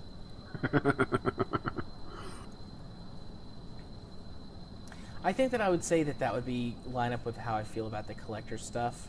You're getting something else of value for your pre-order that I don't feel like is exploitative of other players of the same game that you're pre-ordering.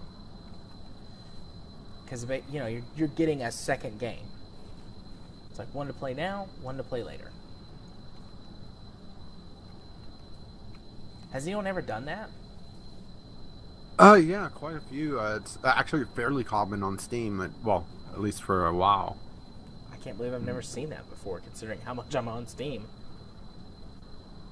Or the other thing that Steam does for pre-orders, which just drives me up the wall, is the tiered system.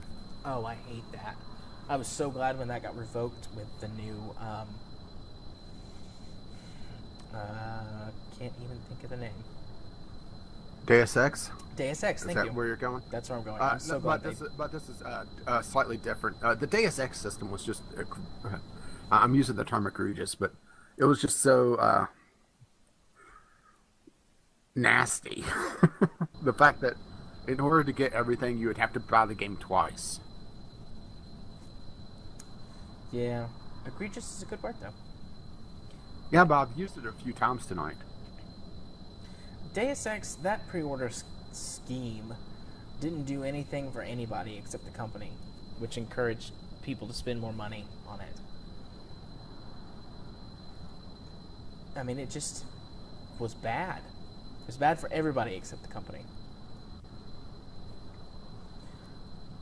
Because it was excluding people from content, which they probably would have sold later as DLC. Let's see what would... Or in the Game of the Year edition. Oh yeah, or in the Game of the Year edition. Didn't it have missions that if the pre-order bonus wasn't reached, they were going to be cut out? I don't recall exactly. I think that Tier 1 was like weapons and like kind of a starter pack or something like that, like a character pack that gave you some bonuses and some weapons and things right off the bat. And then the second one was you could either get the soundtrack or an art book. I could be wrong on that. I remember the soundtrack was in there for sure, but I'm not sure what the thing was that you could choose. It wasn't even the full soundtrack. That's the thing. Oh, what was it? I remember hearing that one. It was a portion of the soundtrack. Well, that's dumb. To be nice. And then there were missions that would unlock if the pre-order got high enough. And then the game would release early if the pre-orders got to the top tier. And that doesn't help anybody. It's exploitative. It's very exploitative.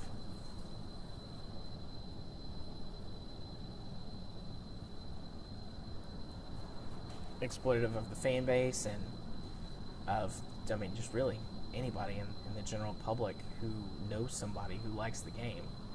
If I was a big enough Deus Ex fan and didn't feel the way I did about pre-order stuff, I mean, I would absolutely try and get all of my friends to buy it just so I could get the cool stuff.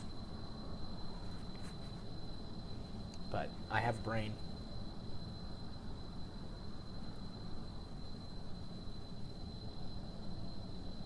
Well, it just comes down to the Stockholm syndrome that gamers seem to be having with certain titles. Fan home syndrome. I should coin a term for that. Copyright it, trademark it, and then sell it to... Put it on a t-shirt. And put it on a t-shirt and sell it.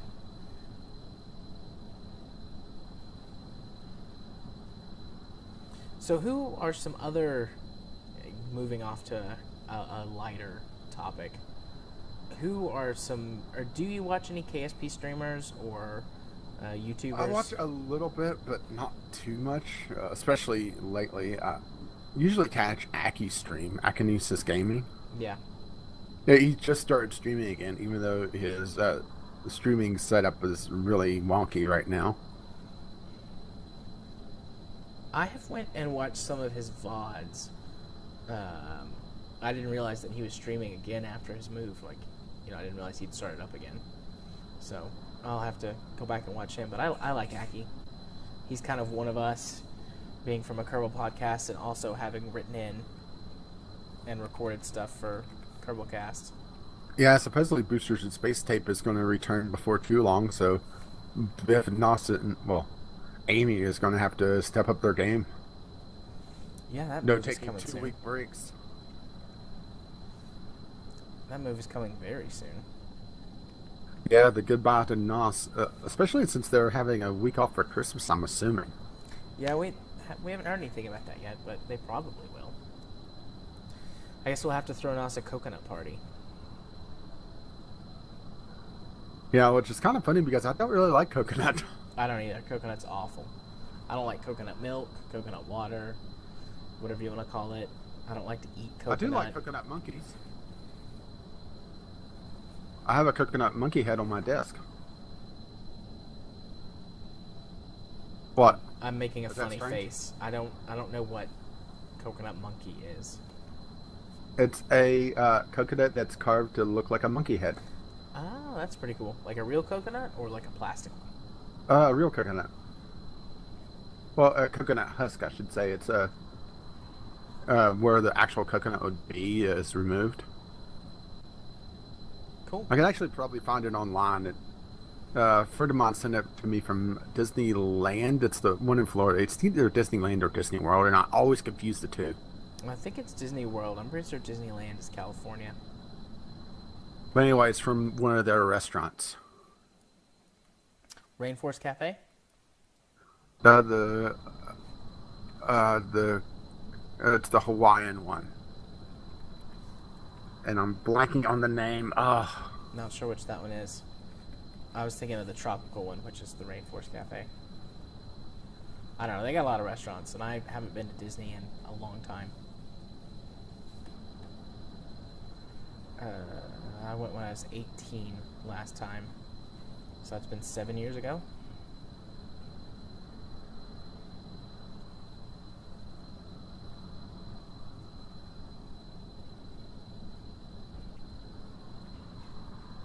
I kind of want to go to Disney right now. You want to go to Disney? The Polynesian restaurant. Oh, okay. You want to load up and go to Disney? You could just drive down to my house, pick me up, and then we could drive down to Florida. Yeah, just leave everything for the movers. Yeah, let them do it. Let my wife take care of the kid. Well, then it'll be there for you when you get back. Well, see, I was trying to tempt Aki with taking him to a pizza and beer place. It didn't work. Well, actually, it did, but there'd be no way you'd get here in time for the moving day now. Yeah, even if he... Excuse me. Even if he hopped on a plane right now, he wouldn't make it. He would need the Concorde. Yeah, that's out of commission. Has been for a while. Yeah, something about blowing up on the runway kind of scared people off. Whoops. I hit Control-Tab to check on my stream settings. Because it, like, flashed up for a second that we weren't live. And then I throttled down to 0. Because Control is the throttle button.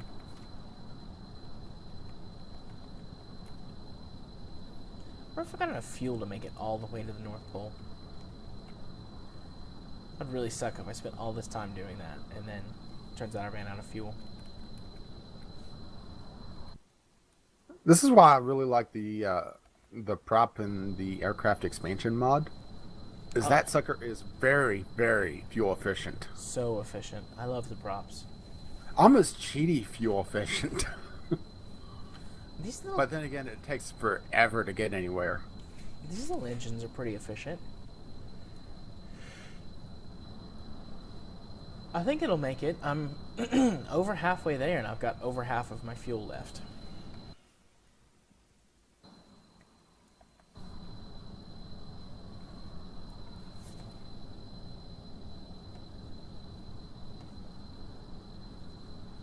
It's a nice agreement with pre-order stuff. Yeah. We agree on a lot of things, it seems. Yeah, I'm not sure if DLC. that makes for interesting discussions or not, though. Well, we're not like saying exactly the same thing all the time. And you usually have a more strong opinion. I think we need to bring a peasant in. Yeah, someone that really would support pre-orders, DLC. You said peasant. Are you gonna preempt that with console peasant? Well, is there any other type of peasant? I suppose if you go back to the Middle Ages, in feudal times. Well, then again, I was just browsing the Master Race subreddit, so the PC Master Race, not that type of Master Race. You fascist. Sieg Heil! I was wondering if you're gonna do that or not. Mein Führer, I can walk. Oh, I have mixed feelings about that.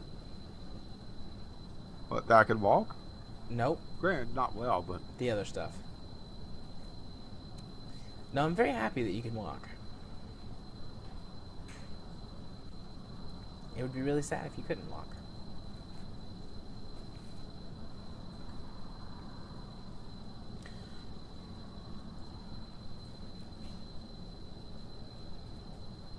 I was going to ask you a question, I just forgot it. Must not have been a good one. Probably not. It's my wife's fault. She came by and scratched my head.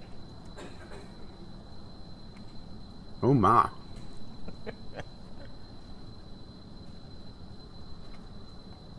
I should put lights on this.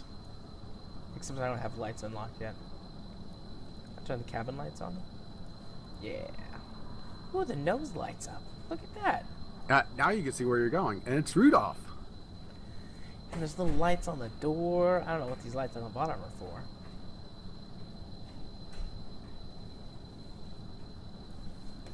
That's fancy.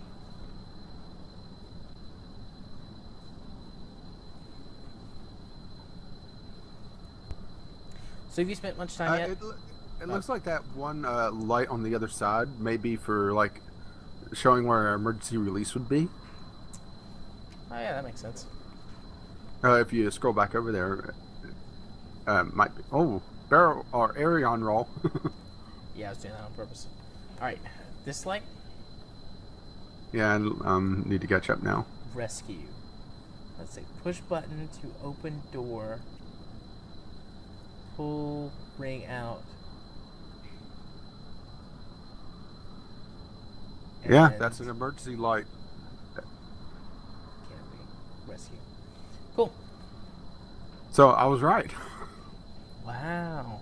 I guess there's a first time for everything. Hey. That was mean. I apologize. Made me feel better about myself to be mean to you, though. Boost my ego. See, that's why we need to bring Biff on more often. We need to lure the turkey out. So you don't like me picking on you. You want Biff here, so I'll pick on him. So we have a mutual punching bag.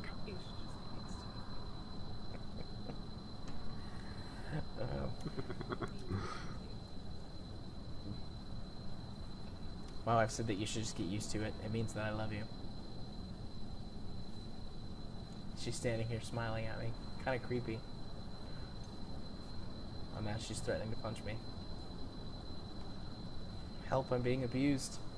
I need an adult. Whatever.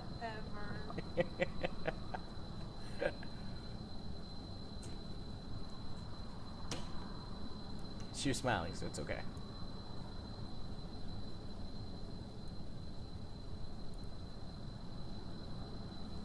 Again, completely derailed. I was going to ask you another question. Forgot all about it.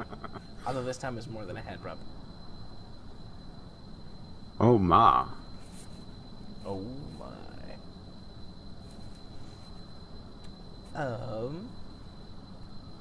Let's see. We were talking about KSP YouTubers and streamers. Oh, do you watch any of Scott Manley's content? I haven't for a while, but I used to quite a bit. He started to get away from the whole tutorial thing and into more of the wacky stuff. And that's where he's kind of lost me. See, I'm the other way around. I find his tutorials extremely boring, but I like to watch his mod-based kind of wacky content. I like his older series as well, like what was one of them? To Eve or Bust, the reusable space program. I forgot what he called the one that he used, the warp drive mod.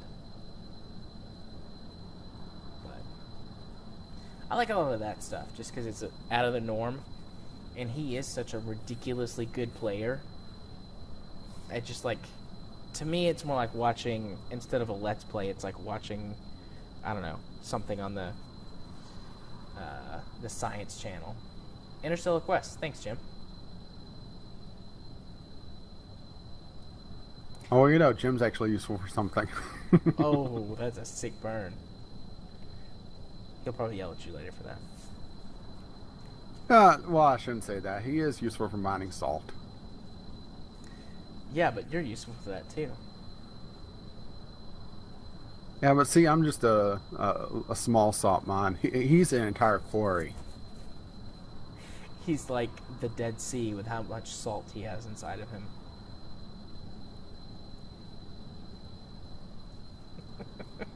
Like you should talk, Rage. Fight, fight, fight, fight. Kiss. Why do I have a feeling that you're taking this in an entirely wrong direction? Kiss, kiss, kiss, kiss, kiss, kiss, kiss, kiss, kiss, kiss. I need an adult.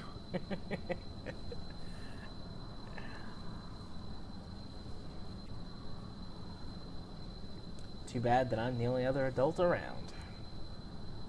Brown chicken. Wow, wow. Okay, well, it's time to disassemble the computer for the move now. It's been real. It's been fun. It's not been real fun. You know, I don't understand why he's such a taboo name to say, though. Back to our the discussion we were having before we got sidetracked again. On the Kerbalcast. show itself? Yeah. I think it's for a different reason than the other taboo name. Well, they've said that basically. No. I take that back. It's actually for the same reason, but it causes Biff less pain, which makes it less fun. It's just the fact that Scott Manley with Kerbal Space Program is literally everywhere. Yeah. So it really is the same reason. Hang on a second, Rach. What? Well, I'm busy. Uh-oh. Yeah, I'll be back in a second, Rach.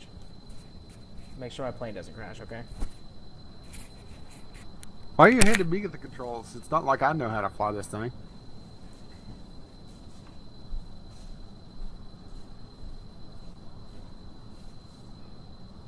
I wonder if Jebediah realizes that his controls don't work.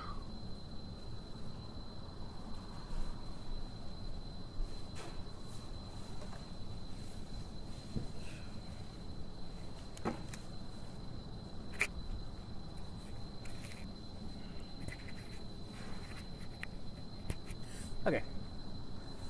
Quick trip. I'm back. Thanks for not crashing my plane, Rach. Don't thank me, thank Jebediah. Granted, his controls don't work, so I think that's why he's so happy. He's just sitting there, Jebediah is the type of person that I would imagine would just be making plane noises the entire time, no matter what. He knows his controls don't work, but he doesn't care. He just keeps mashing the pedals around and moving the yoke. Making the entire time. And machine gun noises. And that's why all the other Kerbals are a little scared around him. He's like a crazy person. Well, it could be worse. It could be Zip. Zip is a crazy person. Yeah, how did you ever clear him to fly? Because the show demanded it. Realistically, he wouldn't be. He wouldn't have even made it into CASA. Or NASA. Kerbal NASA. You might actually still be able to pronounce that as NASA. Just put a K in front of it.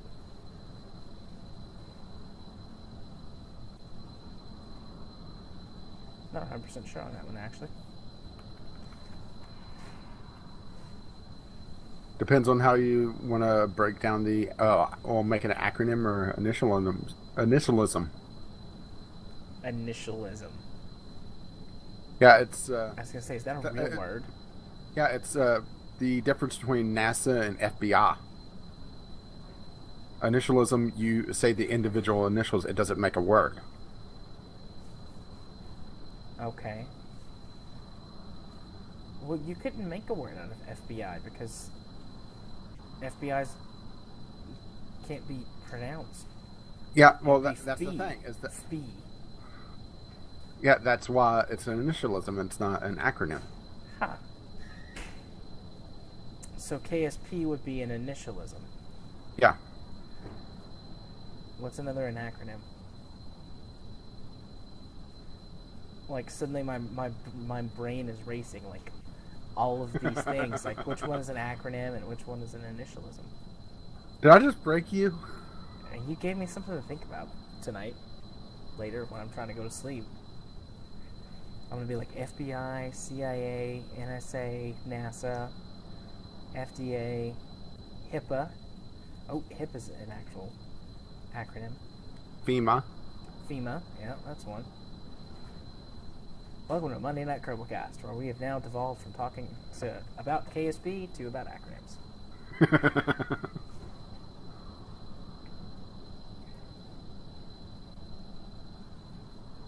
Huh. That's really cool. Learn something new. Unless I'm completely wrong, which is a very high possibility. Well, even if you're wrong, I'm going to pretend you're not, at least until tomorrow. And then promptly forget about it. Probably. Never think about this conversation ever again. Except for when I go to about the 20-minute mark and put the annotation for when we actually start talking about the stuff that matters. Wait, we actually talked about something that mattered? Yeah. Absolutely. At least if you like KSP, or video games, or hate microtransactions.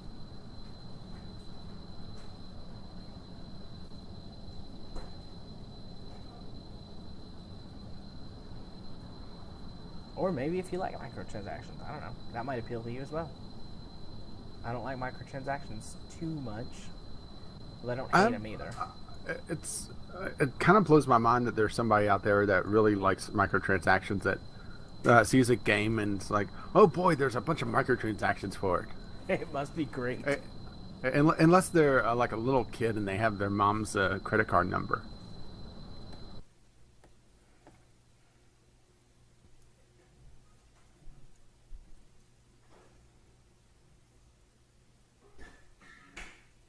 Wait, where am I? I'm not going as northward as I'd like. I've gotten off track. I blame you, Rach. Just like the show.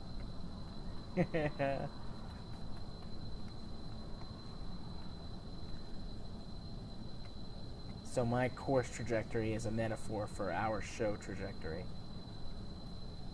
No, I think if it were, you would be heading south.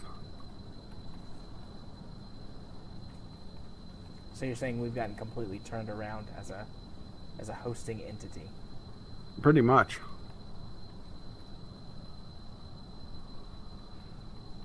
Well, Rage, since that's the case, assume the position. I thought we were waiting until after the show for that. Nah, you've got to back up your computer and get ready to move. Might as well do it now. I just noticed that the view count went up with that one. and now we're going to be reenacting how EA treats their player base. Wait, we're going to release a really garbage game that costs too much money? And then force you to bend over. It only took you one more sentence to get to bending over.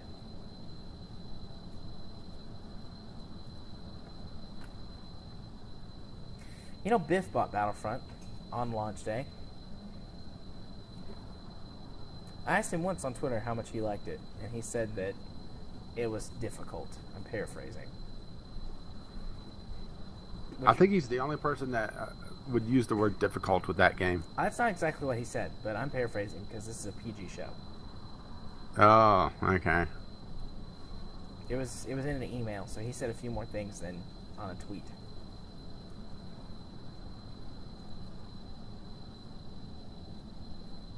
He does like it, though. I guess it's enough Star Wars for him. Like, the Star Wars outweighs all of the bad gameplay elements. I will say one thing nice about it. It's very pretty. It is very pretty. It sounds very nice, too.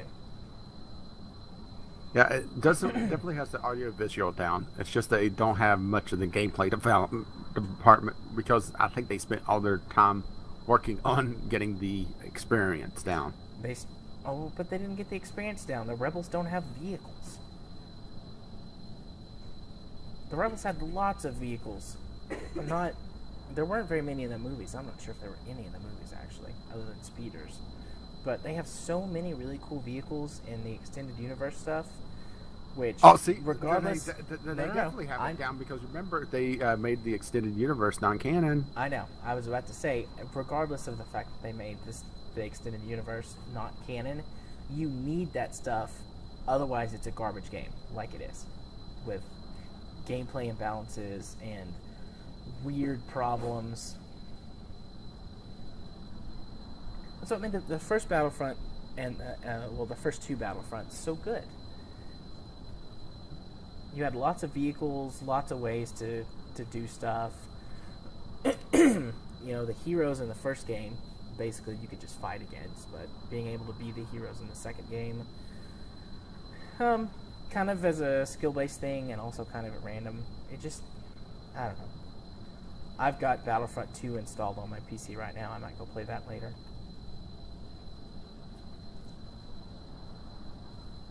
Yeah, I actually don't have the old Battlefront games. I've never really played them, so I just don't have the investment in the series, but everything I heard about the new Battlefront, as it was the news was coming out, it was literally, well, it doesn't have this, it doesn't have that, it doesn't have space battles, it doesn't, it's just...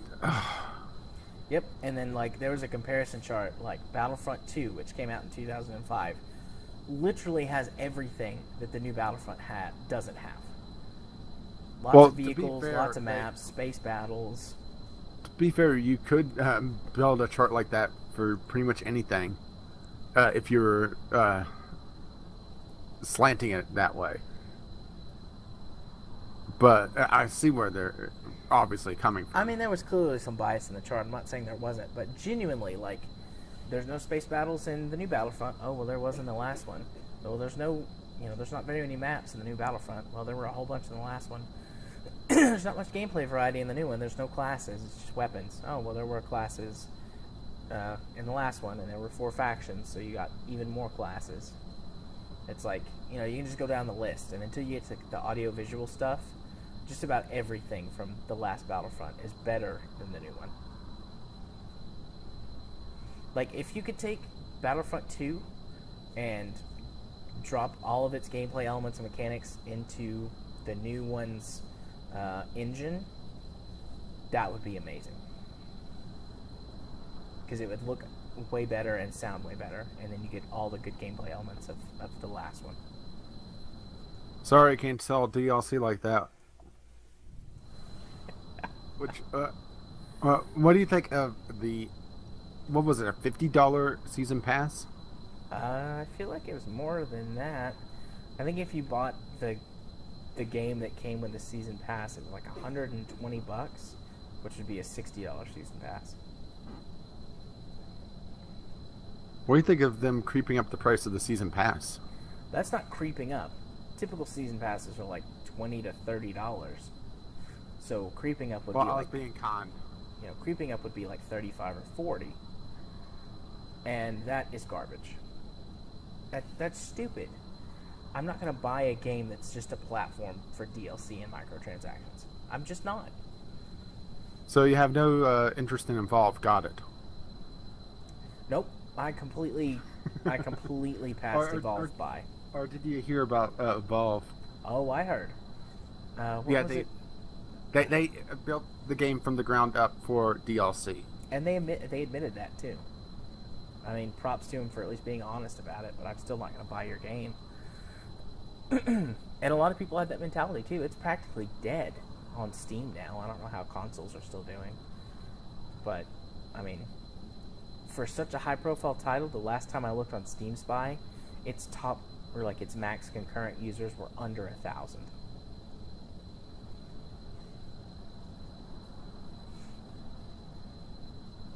If Evolve had been free to play, I probably would have enjoyed it. It looks like a really fun game, but I'm not paying $60 for a DLC delivery device. Actually, let's go to Steam charts and see what Evolve's numbers are, considering it's on sale right now, I assume.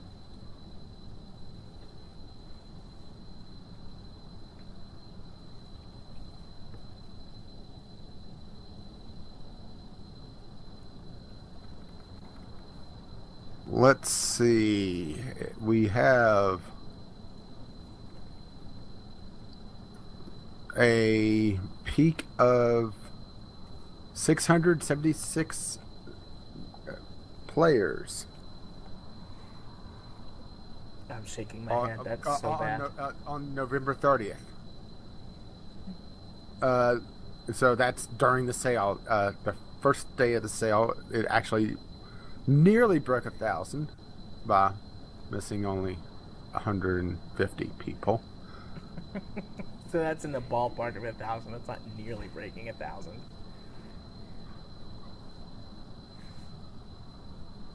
Someone in marketing or PR is going to go, yeah, that's almost 1,000. But it's just such a huge drop off. Let's put it this way.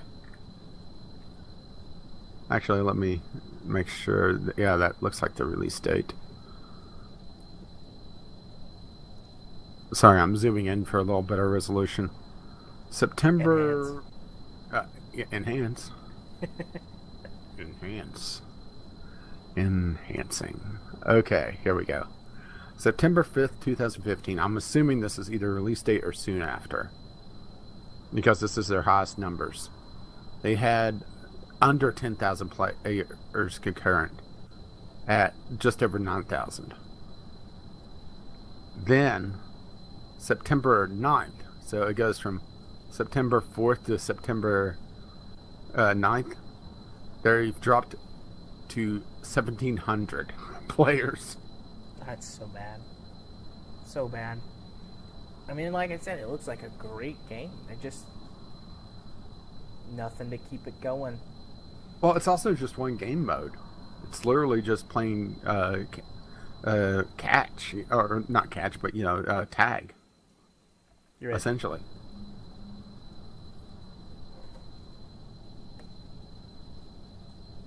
Yeah, let's put it this way. By September 20th, it was already under 1,000.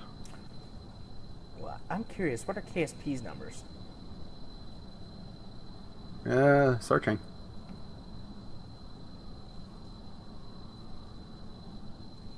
Alright, I'm going to take a guess and say that max concurrent players is... Are we going all time or within the last week? Let's do both. In the last week, I'm going to say 5,000. And all time, I'm going to say 10,000. Well, you're pretty much on the money on the last week. Okay. 5,272. Oh, so close. That's a win, though. I'll take that. Okay, and all time? All time, you're way, way off. Okay, wait. Am I low?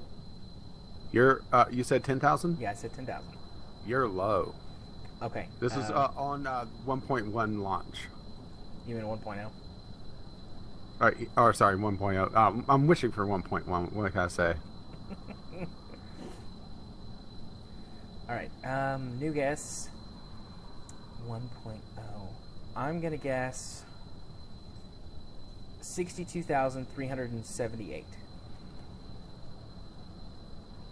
Strange number, but wrong. You're way high now. Okay. You were like, you're way, way, way low, and I'm like, oh, okay. I'll be ambitious next time. What is it? Well, you're half, essentially. It was 19,079. Nice. That's so crazy to me. A single player indie developed. Well, you also have to realize something is that all the early access sales would return to play at that point. Yeah. But still, that just amazes me. Like, a single player only, early access, indie developed game has got anywhere between... Oh, wait, no, that would be... Let's see, I said 5,000. So anywhere between roughly 10 to... Let's see, 100 would be 10,000. Anywhere between 10 and 200 times more active players than a AAA developed multiplayer game. Yeah, let's put it this way. The dips overnight for when KSP players are asleep is still higher than Evolve. That's so sad. I kind of feel bad for Evolve now. The lowest I see in the week is around 1,500 players concurrently.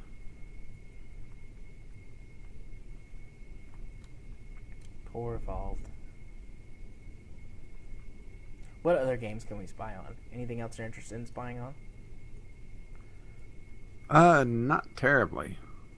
Okay. Ooh, Fallout 4. Do Fallout 4. Oh boy.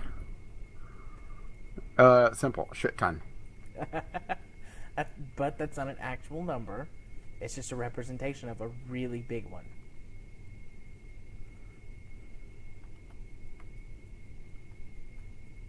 No, but I have a really big one. Oh, wait. Hi-oh. What is ETS2? And I just looked up the numbers. Okay, go ahead. What are the numbers? What, you're not going to guess? Oh, okay. Since we're making this a guessing game. All right. How long has it been since launch? 2 weeks? Yeah, thereabouts. Can you... Okay, we'll just do an all-time then. Okay, all-time. All-time peak. I have the number right on my screen. All-time peak. All right. I'm gonna guess all-time peak concurrent users 125,000. Nope. No. High or low? Low. And Jim wants, I think that's Euro Truck Simulator 2. I'll do that next. Okay. You're low. Wow. 250,000. Low. 500,000? You just are barely high now. All right. What is it? 471,955. Man. Fallout 4 is so big. That's such a huge game. They broke all of the records again for, most week 1 sales and all of that jazz. Crazy. All right, Euro Truck Simulator 2. This is a fun game.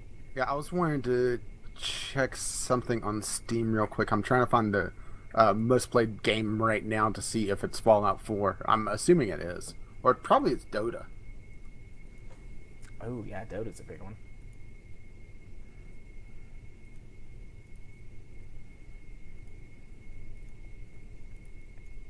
Okay, here it is. Yeah, it's Dota.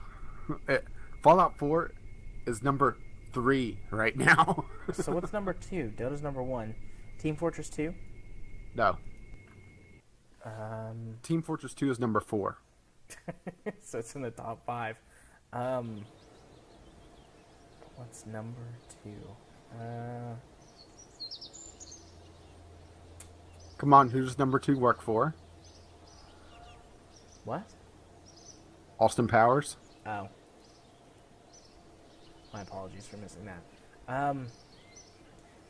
It's not Team Fortress 2. Dota 2 is number 1. League of Legends isn't on Steam. Grand Theft Auto? No. Grand Theft Auto is, I think 8th.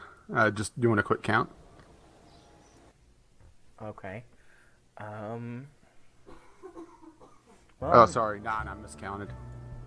So far, I'm naming games that are all in the top 10, so that's good. How about I just do the top 10 going from 10th to up? Okay. Go ahead. Number 10. Clicker Heroes. Really? Really? Really? Okay. The number 9 is Grand Theft Auto 5. Okay. Number 8 is Gary's Mod. I'm hoping I'm counting these right, otherwise this is going to be embarrassing. Not surprised about Gary's Mod. Elder Scrolls 5 Skyrim. Skyrim is always on the top of the charts. That's such Ark a popular game. Survival Evolved. Yeah. Sid Meier's Civilization 5. Okay, that's alright. Surprising, but good. Team Fortress 2. Fallout 4. And you're going to kick yourself when you think of this one. Or hear it. It's playing right now 627,492 players for Counter-Strike Global Offensive. Oh my gosh, how could I forget Counter-Strike? You're absolutely right, I'm kicking myself right now. And then Dota 2 is sitting at 786,590. Dota. Good game for some people. I thoroughly dislike MOBAs, though. Okay, let's do Jim's game. Euro Truck. Yeah, I'm thinking that's what he was talking about. And I lost. That's it. Still, that was cool. Okay, do you want to guess on Euro Truck Simulator? 117. For all time? Oh, for all time? And you're way off on the 7-day. Low or high?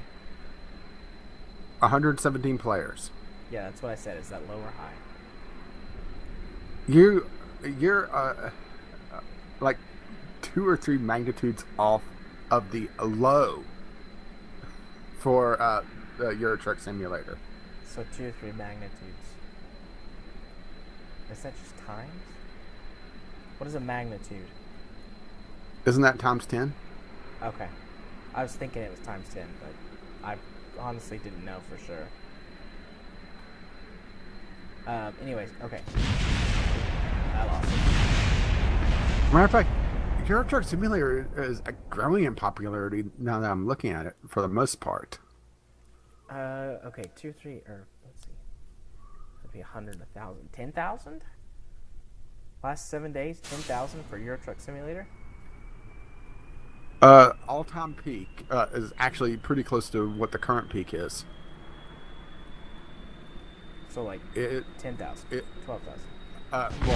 It's 23,000. Oh wow! And it's actually on a. Actually, it's most popular point right now.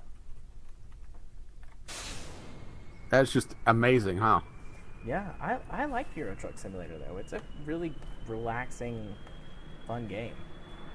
I've actually never played Euro Truck Simulator 2. And Jim is probably right. Counter-Strike is forgettable because you never considered playing it. That's true. I mean, I've played Counter-Strike before, a long time ago, back when it was a new thing. It was alright. Yeah, I'm just looking through the top 100 or so games on the Steam currently playing. There's some surprising ones on the tail end of the list. Let's just put it this way. Evolve doesn't even appear. Well, as we've already discussed, that game's garbage because it has too much DLC and microtransactions. Yeah, but it's not even in the top 100 or so being played right now. It's that low. As a matter of fact, I'll pick games off here at random that are more popular than Evolve. Okay. We can play this game and finish out the stream. Okay. Sims 3, the Steam version of it, has more players than Evolve at 1,809 players. That's actually a lot of people playing The Sims. Warface, the last game on this list, has more players than Evolve. Warface is that weird first-person shooter, right? That's like a crappier version of Call of Duty. Actually, I don't know. I never really heard of it. I think I've played it once before. It was awful. If it's the game I'm thinking of. It was so bad it made me want to go play Call of Duty. And then I accidentally click off the thing. Hang on. Good job. My push to talk is my forward on my mouse or my browsing. Well done.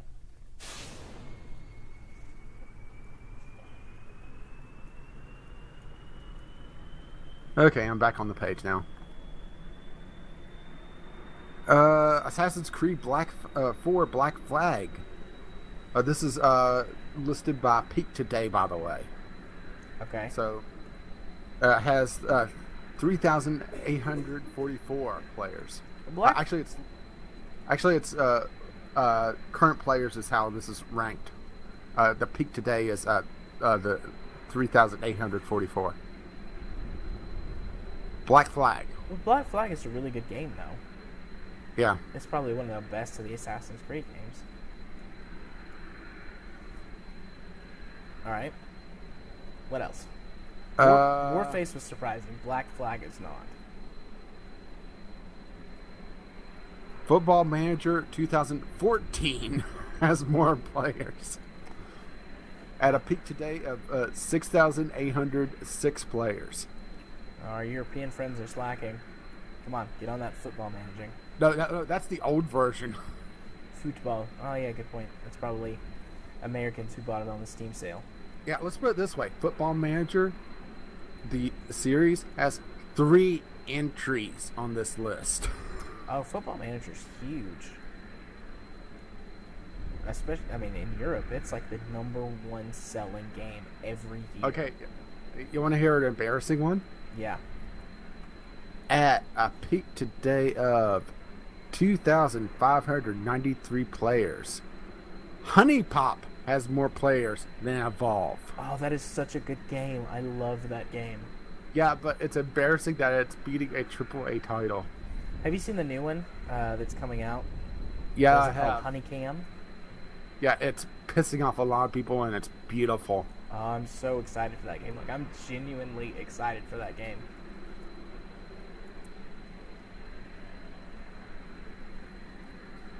Anyone watching right now who knows what that is like thinking less of me probably, but I don't care. It's like a guilty pleasure of mine.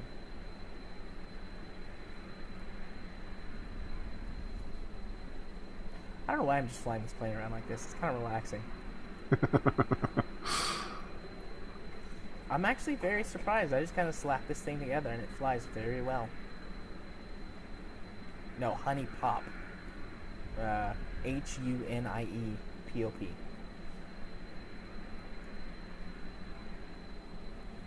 It's basically a porn game mixed with Bejeweled. Yeah, but the Bejeweled is so fun. And the Steam version is heavily censored. Oh, the devs put a patch out that you could easily download. I know. Trust me, I know. But the puzzle gameplay is so much fun. It's not too simple, but it's not too hard. It's like right there. It's got a nice kind of not super casual level, but it's cute, colorful, and funny. Marvel Heroes has more players than Evolve. Marvel. Is that the Marvel MOBA? That's the Marvel ARPG. Oh, okay. So it's a load of crap. A load of crap is better than a load of From what I've DLC heard, crap. it's not terrible, but Well, it's not great either. I reviewed it a long time ago when it first released. Supposedly they've revamped a lot of it. Okay, that would be good, because originally it was just a load of garbage.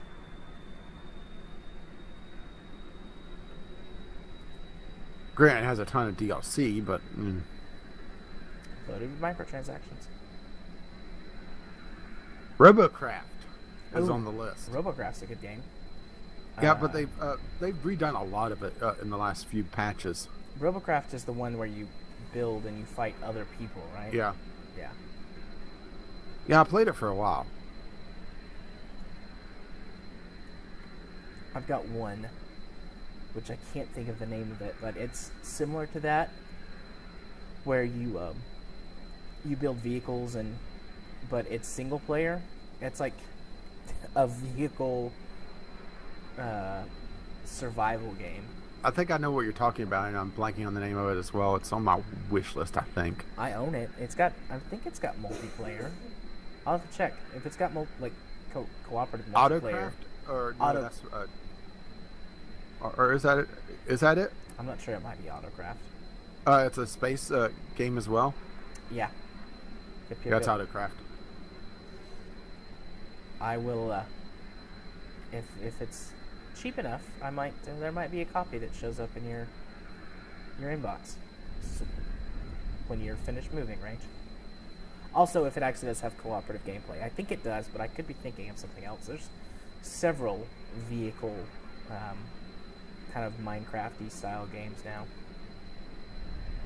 Yeah, there's a lot of them, and I have a few of them on my wish list.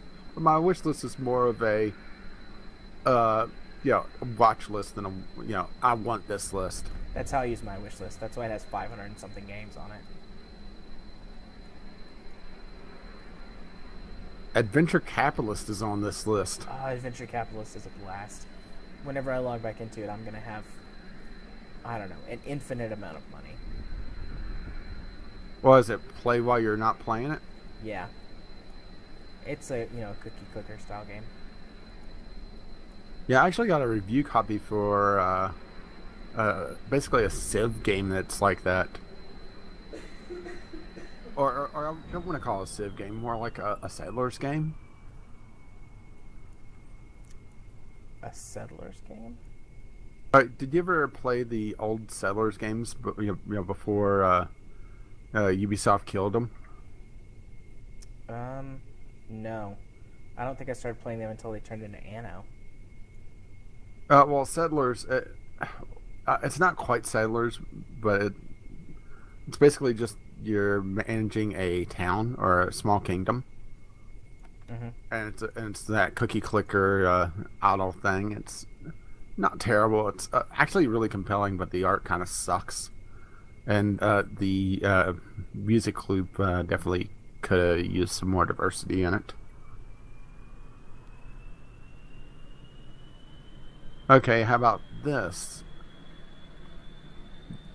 Yesterday there were 11,732,531 people on Steam at peak. Actually, I'm surprised it's that low. That's only, 10% of Steam's user base? Maybe even less than that. Yeah, but also the bottom of the barrel for Steam, user-wise, is still over 5 million. Yeah. Steam is a phenomenon. Yeah. See, I'm having trouble finding embarrassing games on this list because some of them are... well, let's see. PlanetSide is a little surprising to be on this list. Not that it's a bad game, it's just, it's usually not played through Steam. PlanetSide or PlanetSide 2? PlanetSide 2, sorry. Okay. Yeah, I've never played PlanetSide through Steam. I've played it before, but... Yeah, I played a bit of it. Walked for about 10 minutes and got shot and had to walk for 10 minutes again and, gave up on it. Yeah, I thought it was pretty dumb just because I joined it late. The map was subdivided and it was not moving. I just got shot everywhere I went. Yeah, I did get a couple kills in, but it was basically I had to sneak up on people because I was way out geared. I saw someone's plane and crashed it. That's about all I remember from my experience. Uh-oh.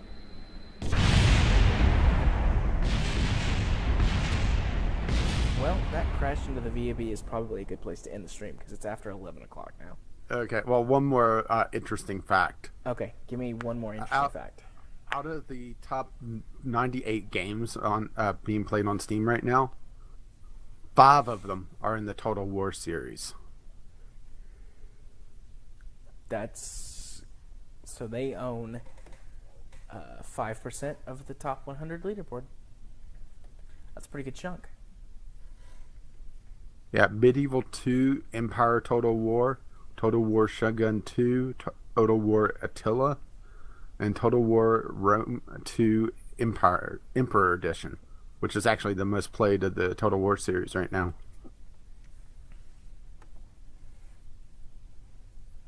Good for them. I wish I was that successful at life. Yeah, shame they didn't name the upcoming Warhammer crossover Total Warhammer. Oh, that's actually both really good and a really bad pun. Well, I've heard it everywhere. World of Diving? I've never even heard of that one. You're obsessed with this list now. What have I done?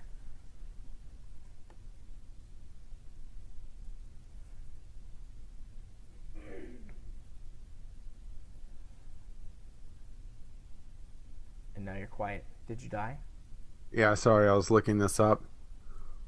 Well, I'm having trouble finding on the Steam chart right away. Usually I'm just able to Google it, but thanks to Steam Enhanced, I could see currently playing 2 players. Today's peak 6, all-time peak 76. Yeah, Jim says it's an early access game in the process of failing.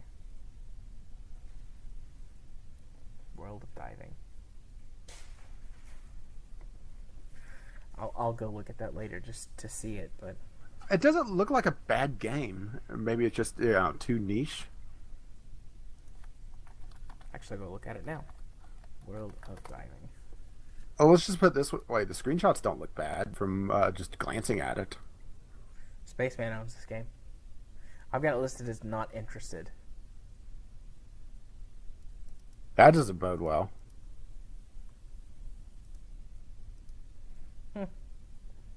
Optional VR support. It does look like it would be very pretty if you're into VR, but there's a lot of pretty VR experiences that don't cost you $11 on sale.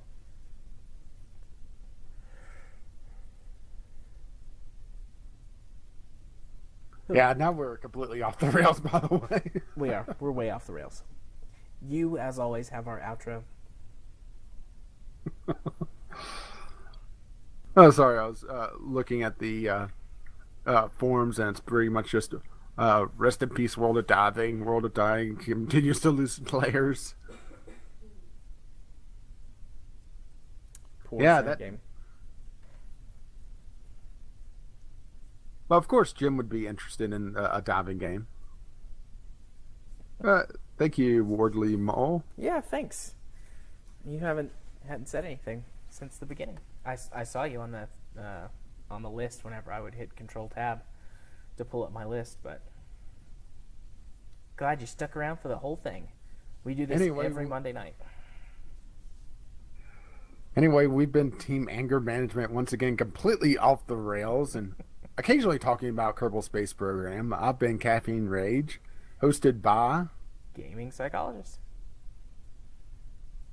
and you can catch us on our respective YouTube channels. I'm with Gaming with Caffeine Rage, and Jared's at, Gaming Psychologist. and as always, we'll be back next week with more completely off the rails topics. We maybe even talk about Kerbal Space Program for once. And we might have another super special guest next week. We'll see what I can drum up from the hosts and the listenership.